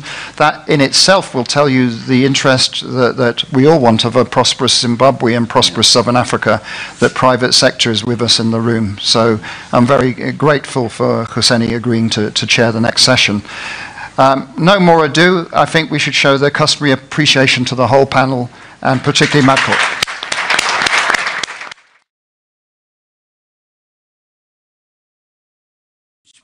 Panel comprising colleagues and friends that some of whom I know and admire the work that they do. It's really a great honor and privilege. I will do as my predecessor was sitting on this chair did, and just request you to look at their very illustrious profiles in the documentation that's in front of you, their CVs, because I was saying to Barbara, if I were to read all these impressive CVs, could probably take half of the session, but I'd rather not, because you are all here to listen to them and also to engage with them.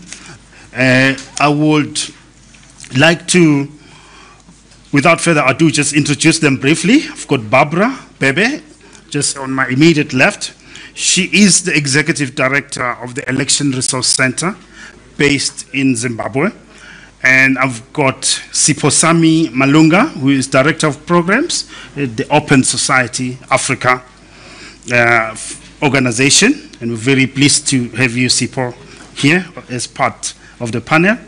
And then we've got Munjodzi Mutandiri, who is the Senior Program Advisor at the Southern African Liaison Office. It's a great honor and privilege to have you here, Munjodzi.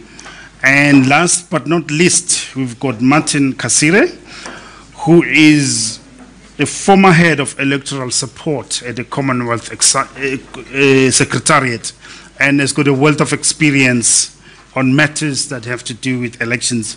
We were speaking earlier on before the session with Martin, and one of the points that came out in our discussion was that actually having free and fair elections is cheaper than investing time and resources in resolving conflicts.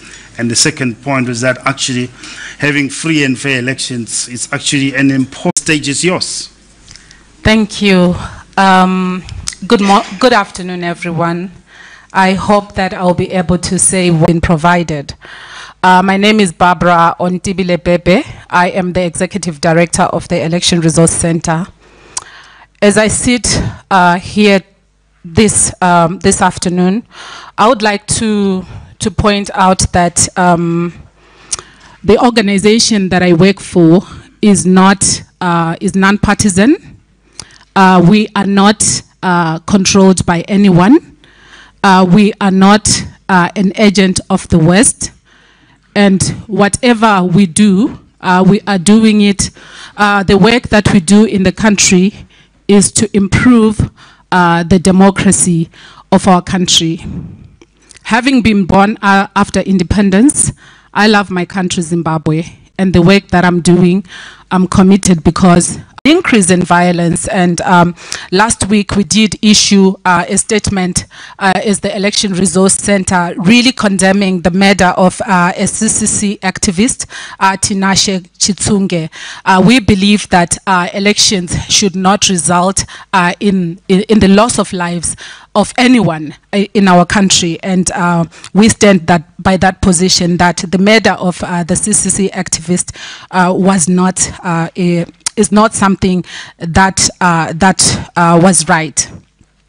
We have seen that the government has opened election observation to both regional and international observers, 46 countries, 17 continental and regional bodies, various political parties.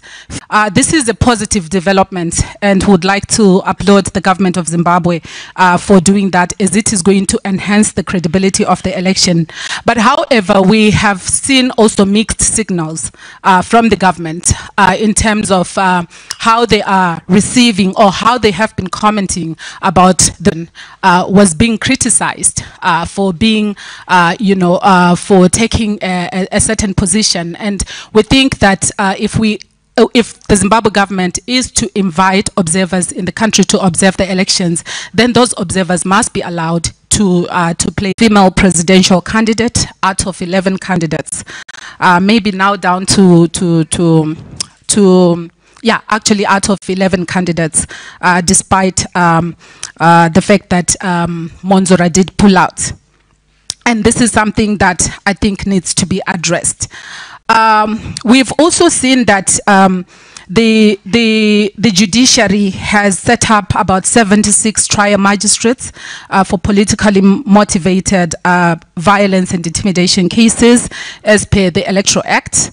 There are perceptions that the judiciary is biased in its conduct. We've read of reports from particularly opposition political parties to this effect. There are also accusations that the Zimbabwe Republic Police has been using the Maintenance of Peace and Order Act to suppress opposition political parties. Have been banned, but also the ruling ZANU-PF party has come out to say that they've had about 86 rallies that were banned. But we, as I'm about to close, to just comment a bit on the conduct of the Zimbabwe Electoral Commission. The Commission did release a verification list, which was released on 2 August. And I think as citizen observer groups in the country, we thought that the polling station list was released a bit late. Political parties may have to advise us in terms of what format of the voters' roll was provided to them. Is it searchable? We've seen that there are groups that are analyzing the voters' roll. Where did they? Okay.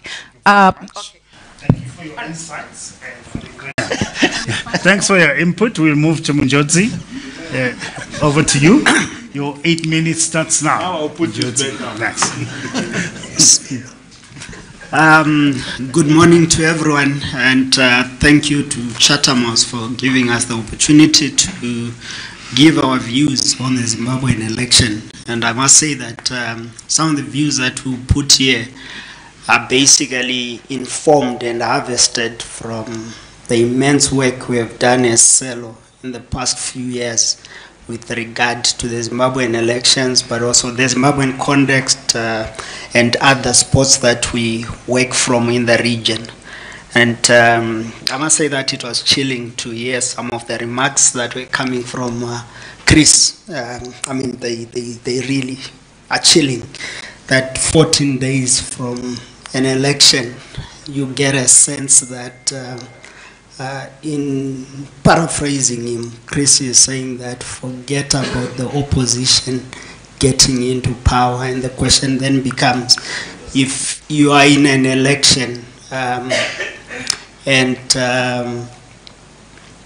the ruling party doesn't win the election, what will happen? Will they cede power?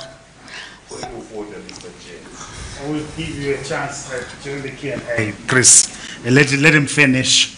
Yeah. So we can deal with that during the Q&A. Yeah. And so I would want to say that. So that's one thing that's chilling, and it's the attitude that you get from those that have power in Zimbabwe that sort of worries us in terms of really ensuring that Zimbabwe achieves a credible, free and fair election. But as a starting point, I want to say that for me, it is almost practically impossible. Madok, Fadzi, Chris and Elizabeth, I don't see it. I see the hope you have in campaigning and the work you're doing as political parties, and I think that the results will come at some point, but it is practically impossible now for Zimbabwe to have a free and fair, credible election. And I say that on the basis of clear standards or minimum standards that have to be met for an election to be truly, genuinely an expression of the people's will. And of course the results will come out. And I know that there's been a lot of, was it not Edson Zobo, who is a nationalist, who was a former spokesperson at the time of ZANU-PF, who said that how can an election be free and fair when it is guarded at its four corners by the ruling party's henchmen? That it's, and this is 1979. ZANU-PF was asking the same questions that I was hearing the panel that was here in front asking. And then some of the responses are to say that you have to do what we have done. And I think that we need as Zimbabweans to begin to say, how do we move from this toxic environment and begin to work together and move forward? I think that the past 5 years, as Sipo has highlighted here, have not built an electoral environment that cultures trust and confidence in the people of Zimbabwe on the outcome of an election. I think that we have not been able to sufficiently build the trust and credibility that is needed for citizens to believe that an election is a free expression of their will. It is my considered view that on the basis of, I'll pick just 4 pillars that come from the Africa Charter on democracy, elections and governance, and some that come from the SADC principles and guidelines governing democratic elections. It is my considered view on those bases that those 4 will prove that we are possibly beyond a stage where an election can be free and fair. But others will win. I mean, there will be winners. And there can be transition, even when an election, as Sipo says, it doesn't really have to be that elections are perfect. There will be problems, there will be challenges, but these ones, in my opinion, are. So the first thing I want to look at is the election management. That is the state of ZEC and its conduct. And one of the things that's worrying from ZEC for me has been the attitude displayed by the chair. 3 minutes, Manjotsi. That was so fast. You must be enjoying so there have been a number, I remember answer to some irregularities that have been unearthed, and she responded by simply saying that the attitude and the arrogance that then comes out that makes, I think, some of the opposition parties here feel that their views and their contributions cannot be heard. There is serious challenges that have been unearthed, irregularities on the voters' roll. And we have read reports from Pachedu, from other experts who are doing for analysis around the voters' roll. Fake IDs, alleged fake IDs are being unearthed. Hundreds of people living in one address. The voters' roll itself having serious challenges. I think others have said it needs to be searchable, and there are things that are problematic with the voters' roll, and the ability for ZEC to give the 12,300 polling station voters' rolls is an important parameter, and I think for political parties that has to be demanded, and I know that we'll get, so I'll jump the other things that I wanted to raise and go to the issue of resolving electoral disputes. The idea that we have been in court, and I saw yesterday someone already challenging ZEC's change of the electoral law, is problematic, that we are in court every day, and it raises questions around, are the courts being used to determine an election outcome? Then access to state media. So I'm looking at the pillars that I'm saying.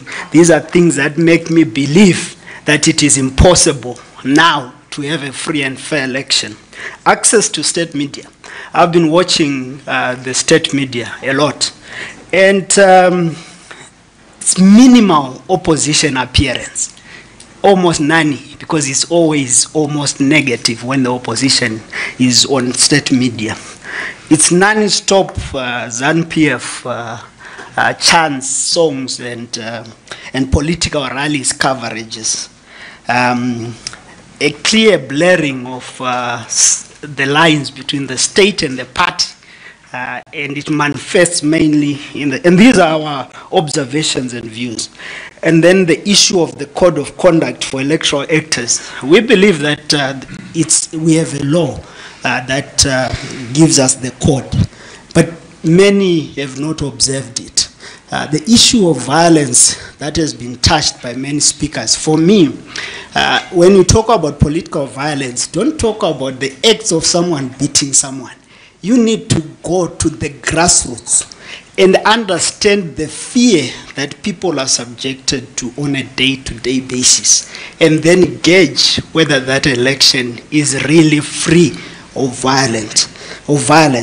And I think that there are many reports that, if you read ZPP's reports, they are quite clear that there's been a lot of intimidation that has been going on. So on violence, I think that the security forces, the partisan nature, or perceived partisan nature of the police is problematic. I think the case of the Deputy Minister Barbara, who picked a call and was insulting an assistant commissioner at a police station, is testimony to the attitude and the arrogance that those that have power have with regard to how the institutions of the state must behave. And all these things sort of have skewed the election environment, in my opinion, in favor of ZANU-PF and the ruling party. Thank you very much, Majority. Your time is unfortunately up.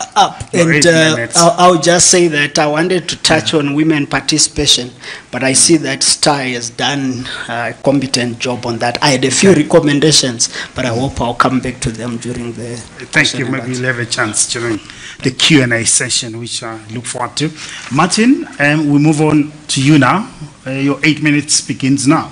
Thank you, Chair. Ladies and gentlemen, I also thank Chatham House for inviting me to participate in this important and timely discussion, and I also thank the previous speakers.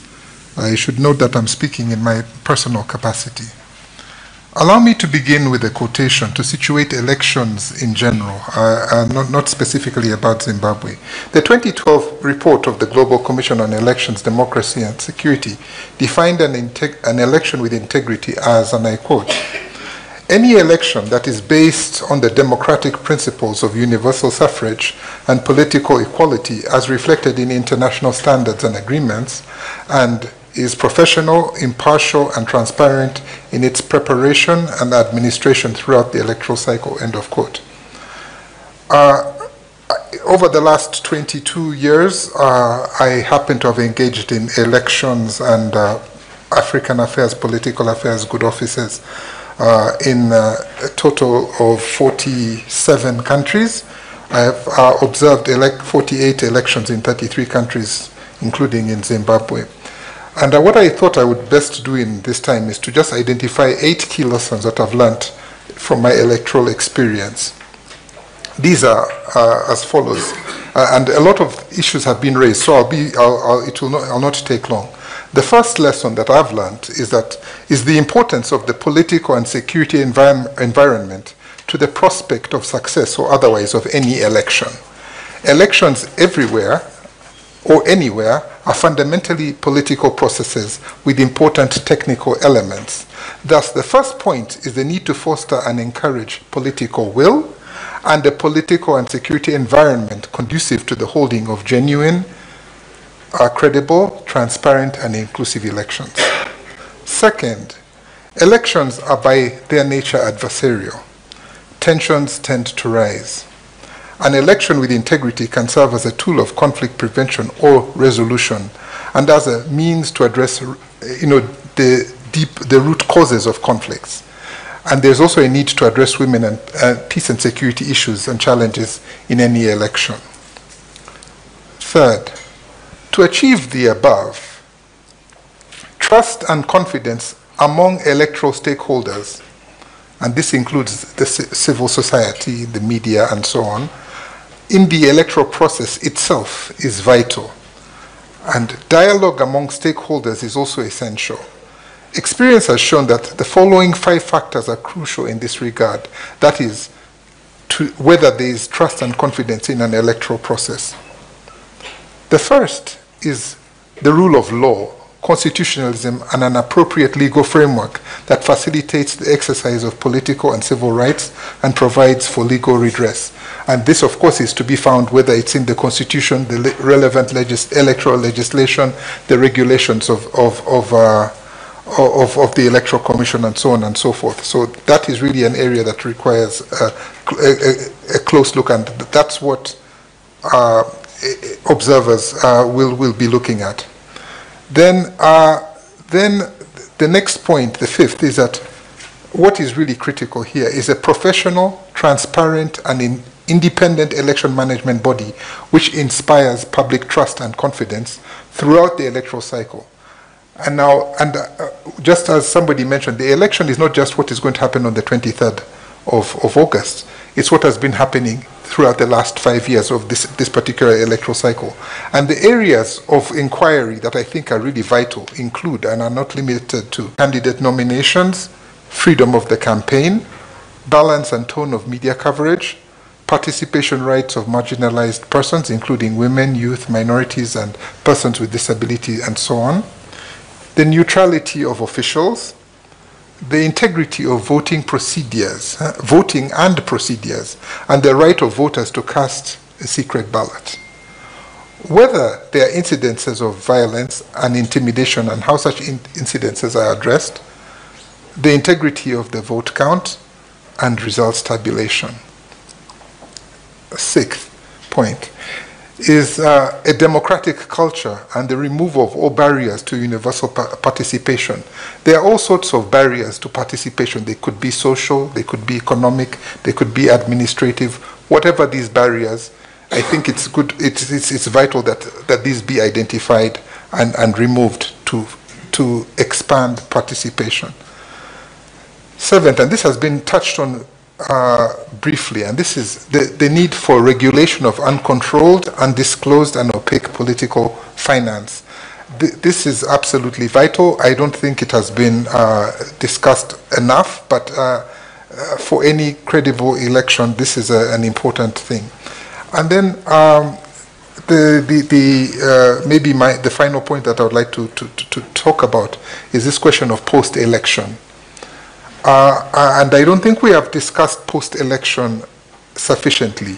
But for now, what I would just say is that no election is perfect, and every electoral process has room for improvement. And in terms of what I've experienced globally is that the best post-electoral practice, yes, just one final point already, ideally should include the creation or the strengthening of whatever domestic mechanisms there are to review the conduct of an election and to review recommendations both of citizen observers and also international observers, and also the reports of the Electoral Commission itself. I presume that after an election, the Electoral Commission is supposed to produce a report to Parliament or to whoever about a report about the elections. I think it's important that any country creates a mechanism where these are examined in detail, to take to do a number of things. First of all is to determine what worked, what did not work, to look at what recommendations were made, and to consider prospective reforms and any lessons learned. The reason being that this is not the last election. There will be another election, and the best time to do this kind of review, I mean, that's what we have done, both in the UN, where we have worked, and also the Commonwealth Secretariat. The best time for such reviews are usually 6 to 12 months after the election, not on the eve of the next election. The purpose is to have enough time to embed, because some things require legislative reform, other things require procedural reform, so early in the electoral cycle is the best time, such that there's enough time to address these, the adequate political and security environment for credible, transparent, inclusive, and genuine elections. Thank you.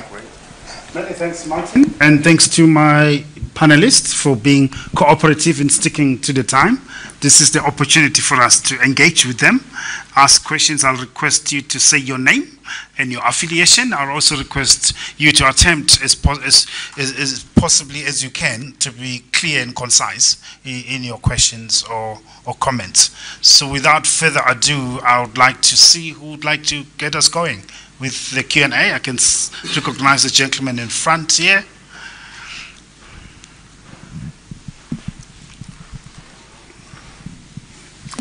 Good. Thank you very much to the presenters.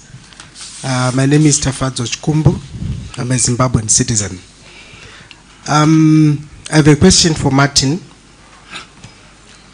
I'm happy that you gave us the standard in terms of indicators to look at in relation to electoral integrity. Based on your experience in the many countries that you have worked, what have you learned? And in your observation, especially for those countries that have violated those best principles, and specific to the experience of Zimbabwe, and then your pre-election view of what is obtaining in that country, what is your observation? Thank you. Thank you very much. Let me take 2 more questions so that we have a round of 3. 2 more questions. Any takers?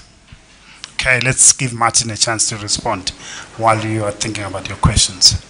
Martin? Okay, just first of all, I should mention that I have not set foot in Zimbabwe since 2002, so I don't think I'm in a position to discuss what is happening in this particular electoral cycle. The last election I observed in Zimbabwe was 2002, so I'm unable to comment on the Zimbabwe election. I think there are others who could do that, and I think it would be best to wait for the observers to make their view. And I think it's, as I said, it's good to look at an electoral process as a whole, and that this process is not complete, and I'm sure there will be many views expressed soon after the election.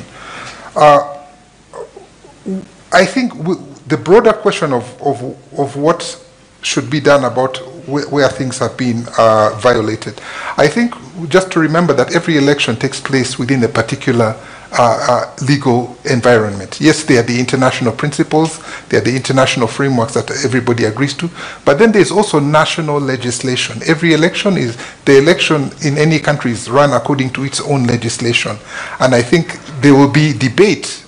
There will be citizen observers, international observers, who will, and even when in every election I've observed, we observed within the prism of the international standards, but also within whether the elections were run according to the laws as exists in any particular country, with whether it conforms to the Constitution, the Electoral Act, the procedures at the polls. You have a manual that says this is the procedure. You say, did they follow their own procedure? Now, you may have recommendations how this procedure can be improved in the future, but those are two separate things. There are recommendations how something can be improved, and there's an observation of what happened according to the laws that exist. So I think those two things. And lastly, the question of pre-electoral view, I can't take a view because I have not set foot in Zimbabwe for 21 years. Thanks, Martin. Can recognize the hand here.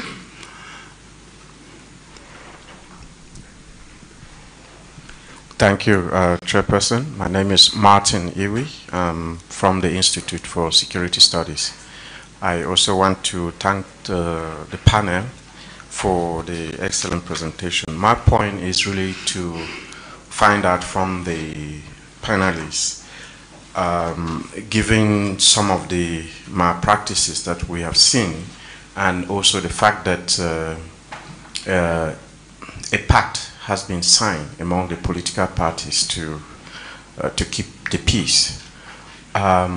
What is in place if things were to go wrong, either on the electoral day or after the elections, because of dispute over the result? Because we all know the atmosphere now in Zimbabwe is extremely tense, and one cannot really guarantee. So what if the parties fail to respect the pact? Is there a framework put in place by the country or by the international community? Thank you. Thanks, Martin. Who'd like to respond to Martin? I'll give each one of you a chance. Barbara? Okay, that's fine. Thank you for that question. Allow me to take you back to the post-2018 elections, the January 19 disturbances. If you remember, if you recall, during that period, we had communities that were heavily affected by the political violence, and we had other communities that were not affected. So those that were perpetrating the violence, they went to some communities, and the community members or the community leaders in those areas, they said, not in this community. You are not going to burn our shops. You're not going to beat up people in this community. You're not going to loot from our shops. So there are community protection mechanisms that civil society has put in place that are waiting to respond for to such occurrences. And I think that that's the best that we can do as civil society. But also let me mention that I do not know to what extent those community protection mechanisms are ready for this particular election, because civil society has really been disarmed because we are operating with very limited resources. Thank you. Thanks, Barbara. Sipho Sami. Thank you so much. I'll answer the question about contingencies, what will happen if things don't go well, related also to the point Martin made. You know, the big problem in Zimbabwe is that we no longer have national interests as the critical determinant of how people in public service behave. If you had, then people would always do what is in the national interest. It's simply focusing on preserving its position. We have a predatory elite that's literally sucking everything from public service, public resources, public opportunities, economy, and everything is gravitating towards that small little elite. It doesn't really care, right? And it will then, of course, use its backup, which is the coercive apparatus of the state, to then move in to preserve whatever happens. So we've got an election that's already discredited. Under normal circumstances, in some places, people feel, no, my vote is so important to me, it's been stolen. I'm not happy with it. I'm going to protest, which is again a right in our constitution to protest. But you can't do that, because if you do that, if you protest, you will be killed. The police will be unleashed.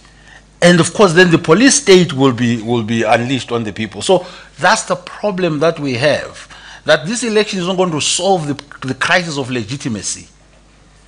And what will continue to happen is that the perception that the regime is won through crook and hook is going to persist, that you are illegitimate, that you wouldn't have won if the elections were truly and genuinely fair. You were never going to win.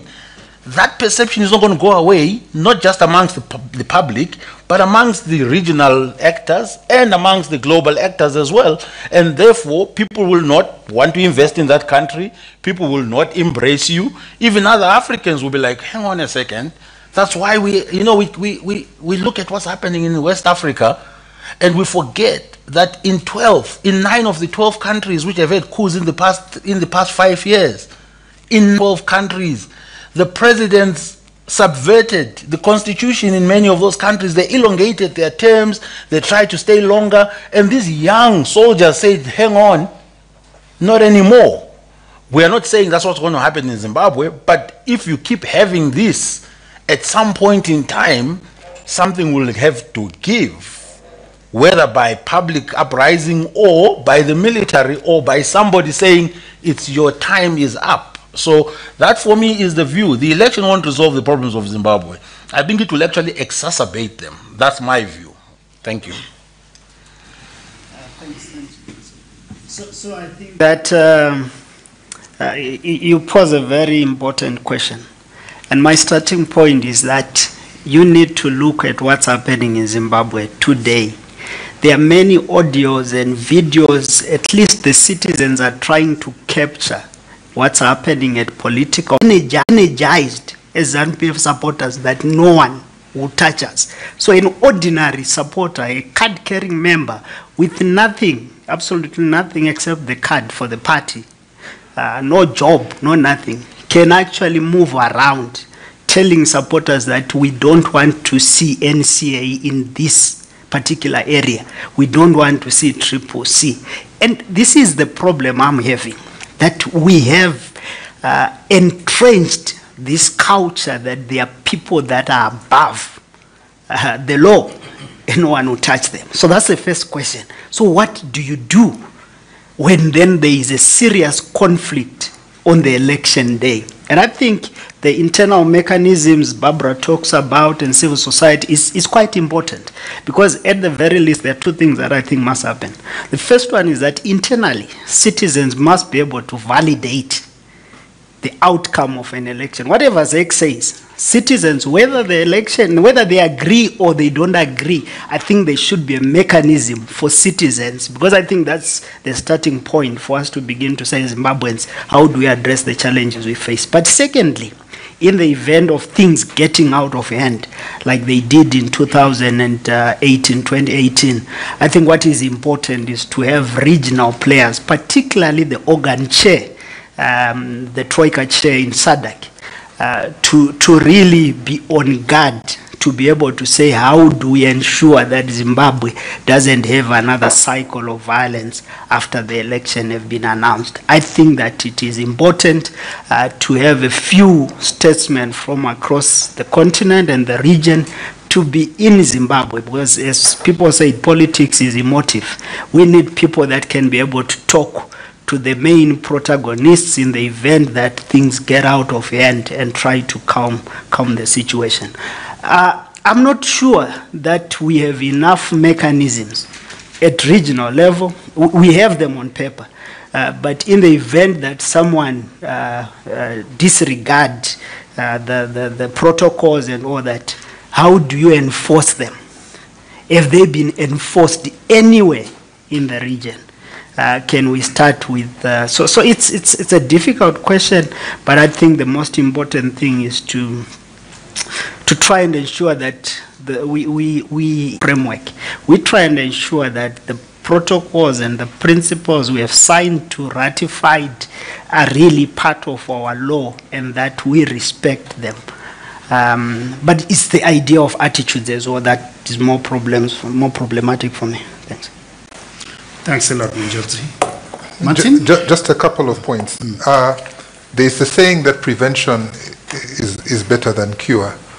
And in this context, the surest way of preventing such a situation is to actually conduct the elections such as in a manner that, which has 2 points. One, that it is seen as genuine, credible, inclusive, and transparent. And secondly, where the citizens, the voters, because remember the election is about citizens and voters making choices.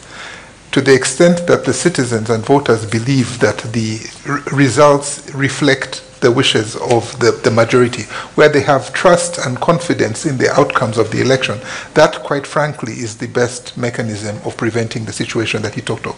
But secondly, from experience of having supported many 48 observer groups, this is something at the back of the minds of people as they're putting together observer groups. And there's always an element. That is why, to the extent possible, you'll find that observer groups will be led by senior political figures, people with gravitas, people with experience, who have led countries, who have access to the leadership, because there'll be many points where there's a necessity to speak at the highest political levels.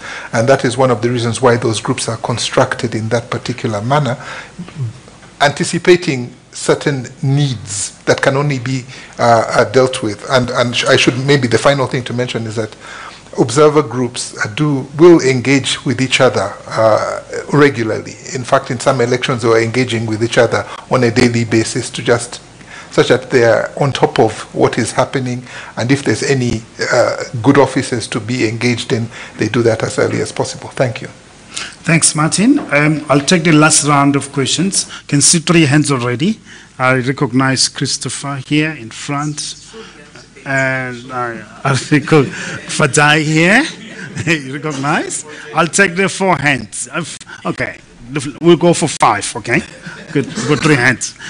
Let's go for... Thank you. First, on a procedural matter, I was just telling Alex, I have to rush back to Harare, and I was trying to make arrangements so that I can be pre-booked, so that I can have more time with what is a very exciting discussion about Zimbabwe. I take Alex and Chatham House very seriously, and all the delegates who are here also very seriously. That's point 1. Number 2, I raised earlier on a point of order. I will vehemently defend the Zimbabwe state, because I know the pain of giving birth to it. That's when I said, you know, if you challenge the state, then there's no basis for discussion about Zimbabwe, because the state makes it all possible to even have the elections which are here. I never took to the position which Jeffrey was trying to say that I was saying that we call for violence. No, I said I defend the Zimbabwe state. Some people don't want to respect the Zimbabwe state, and that's where we differ. We do that, then we part ways. The Zimbabwe state makes it possible to be where we are today. And it has a history, and you got to respect that history. If you challenge it, then you got to go the way we did to challenge the other state. And it's a painful way. And I don't know where you will do it from, because no other country is accepting to challenge the legitimacy of the Zimbabwe state. All the diplomatic embassies in Harare, the membership of the United Nations, belie to the fact that the Zimbabwe state is legitimate. I also want to say that we have had very good views expressed even from the main opposition about their respect of the Zimbabwe state. You know, even from the President Chamisa himself, he has no issues with the state of Zimbabwe. So I don't know why anybody, if the opposition is happy, why anybody should try to be unhappy with the Zimbabwe state. The other thing is about the voters of Zimbabwe. They are so enthusiastic about this election, and all the parties are campaigning. The voters in Zimbabwe, they like their democracy. They know the pain of the path of that democracy. So they are the ones who should be the ultimate arbiter of the legitimacy or otherwise of the elections in Zimbabwe. Observers are there to observe. They should not be mistaken for monitors, because we monitor a state which is not sovereign. That was done in 1980 when the state was coming from pre-independence to independence. Now it's a sovereign state. We don't send only Africans need to be monitored and observed, which seems to be prevailing here. There could as well be people who are on this desk and else were going to go and observe elections in America. Have you ever been invited by the American government to come and observe the elections? Well, you know, ZANU-PF has never been. We have never been. So if they invite you, it means you are their friend. If they don't invite us, we are not their friend. Yes. So you see, the people have got their own preferences on the geopolitical stage. Imperialism, most of the investment in Zimbabwe is private money. In fact, all of it. The person who had state money for investment is me, because I know what it can do. With British companies, they came and said they are selling a plane called BA-140. It said the airport for 30 years later, it never flew. It came from London. It's a white elephant. We had a British company come to Zimbabwe, set up a diesel power plant, Agreco. It was never fired. People talk of Chinese, talk of this, you know, having white elephants and dirty trips. They don't talk about this behavior by Western countries which are saying dirty trips. This is deliberately manipulating the Zimbabwean country to buy British products which were then not supported by and they never performed, but nobody spoke about it. The Chinese, the Turkish people come, the Russians, the Indians come, then all of a sudden everybody wants to monitor those countries. Capital is neutral, it has no color. And the investors who are coming to Zimbabwe today, they are billionaires on the global stage who are investing in America. The steel plant company is investing in Philadelphia for the Department of Defense in America.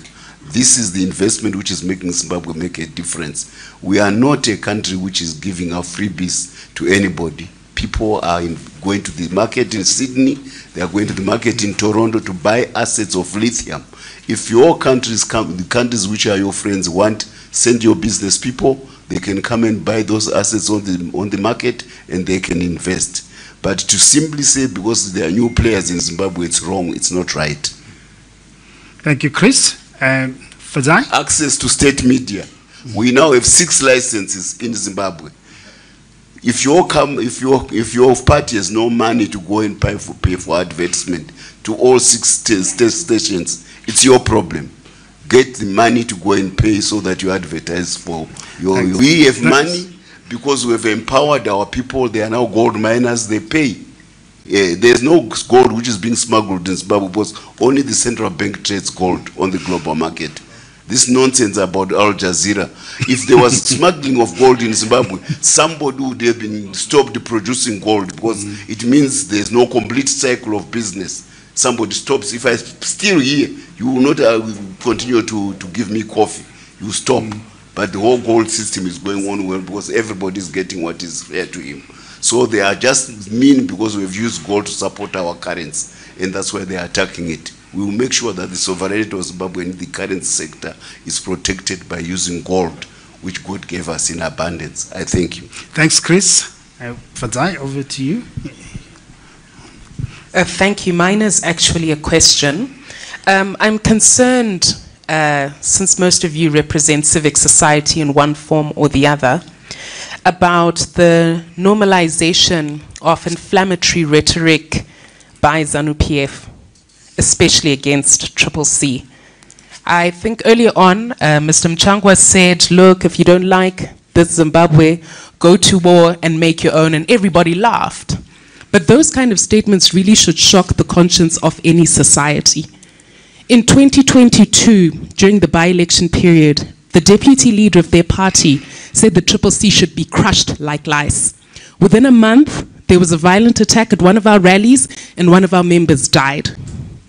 We all know what happened to Mo Blessing Ali. On Thursday last week, Tinashe Chitsunge was killed. And instead of the police charging those responsible with murder, they say it's public violence. No, he got run over. And we just continue each day like it's normal. There has been such a diminishing of the respect of human life. It's not a crime to wear a yellow shirt.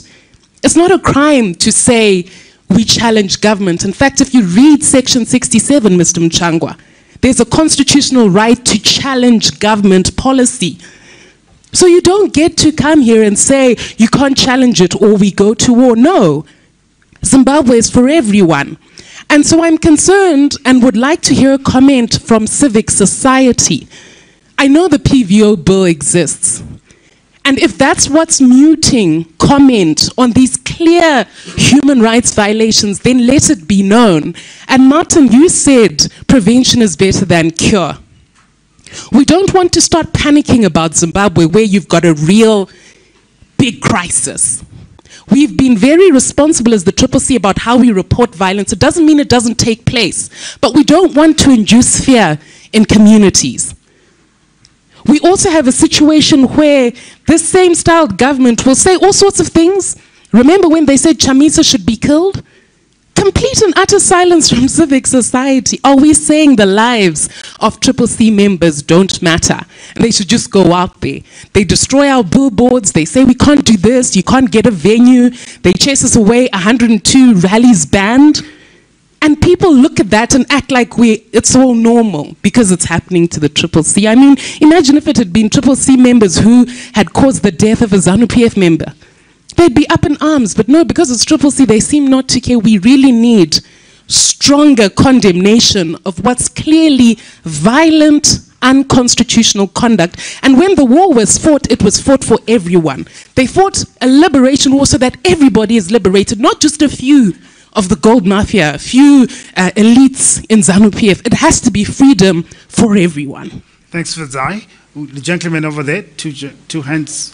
I'll start with him and then you, and then we end here. Yeah, sure.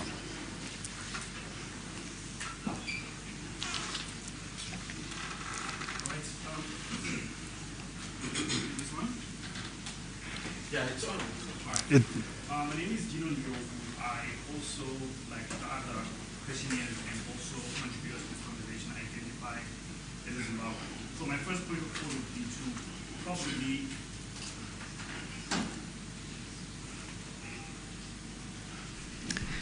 My name is Dino Ndlovu, and like the other contributors to this conversation, I identify as a Zimbabwean, and this is a very emotive and personal conversation for me.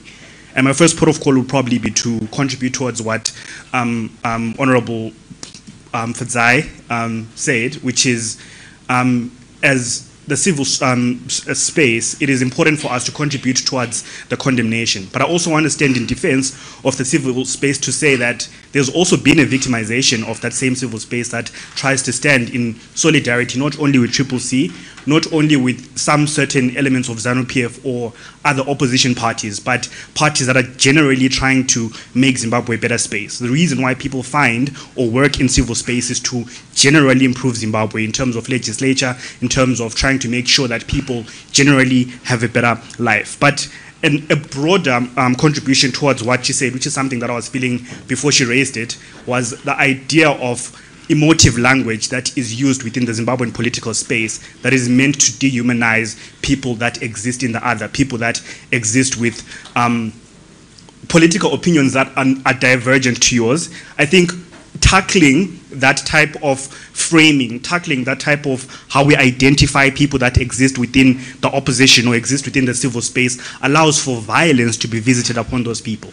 She raised an example about how certain people are considered as fleas. At a point at which people are identified as something other than human, it normalizes someone in a raw area to treat those particular people as something that is not a human, like a chicken that can be beheaded, that can be killed. So I think it is important for us as we move forward as a country, not only to perceive violence as only something physical, but to also perceive violence as something that is structural, as something that is verbal, as something that is judicial, as something that is beyond just beating someone up, because all these other things have the same effect on people, or very often lead to the same effect on people. So as political parties present here, including the ruling party and those that are trying to be the ruling party, I hope the next 13 days are days where we have reasonable, mature politics, where if someone does not agree with you, they are not a traitor, they are not a rat, they are not lice, but they are people who deserve dignity even if they are in opposition. Thanks, Dion.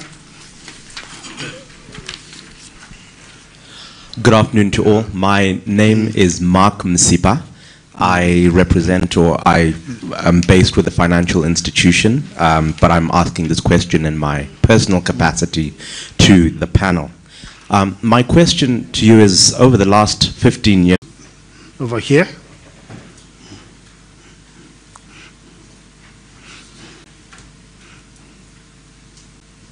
Thank you very much, and a very good afternoon, colleagues. My name is Tapiwa Chagonda, and I work at the University of Johannesburg. So many thanks to the panelists for the most fascinating presentations. So given us, colleagues, what's then your take on a post-election scenario where we have a second government of national unity, given the extent of political polarization and the possibility of having an election whose results are likely to be highly contested? Won't this at least help ease political tensions, at least in the short term? Thank you so much. Thank you very much indeed. The very last question at the back. I see many hands. I know we've run out of time, over time actually. It's almost 2 o'clock now. But I see 2 more hands in the front. Thank you to the esteemed panel. My name is Brian Tamuka Kagoro. I am a self-employed youth.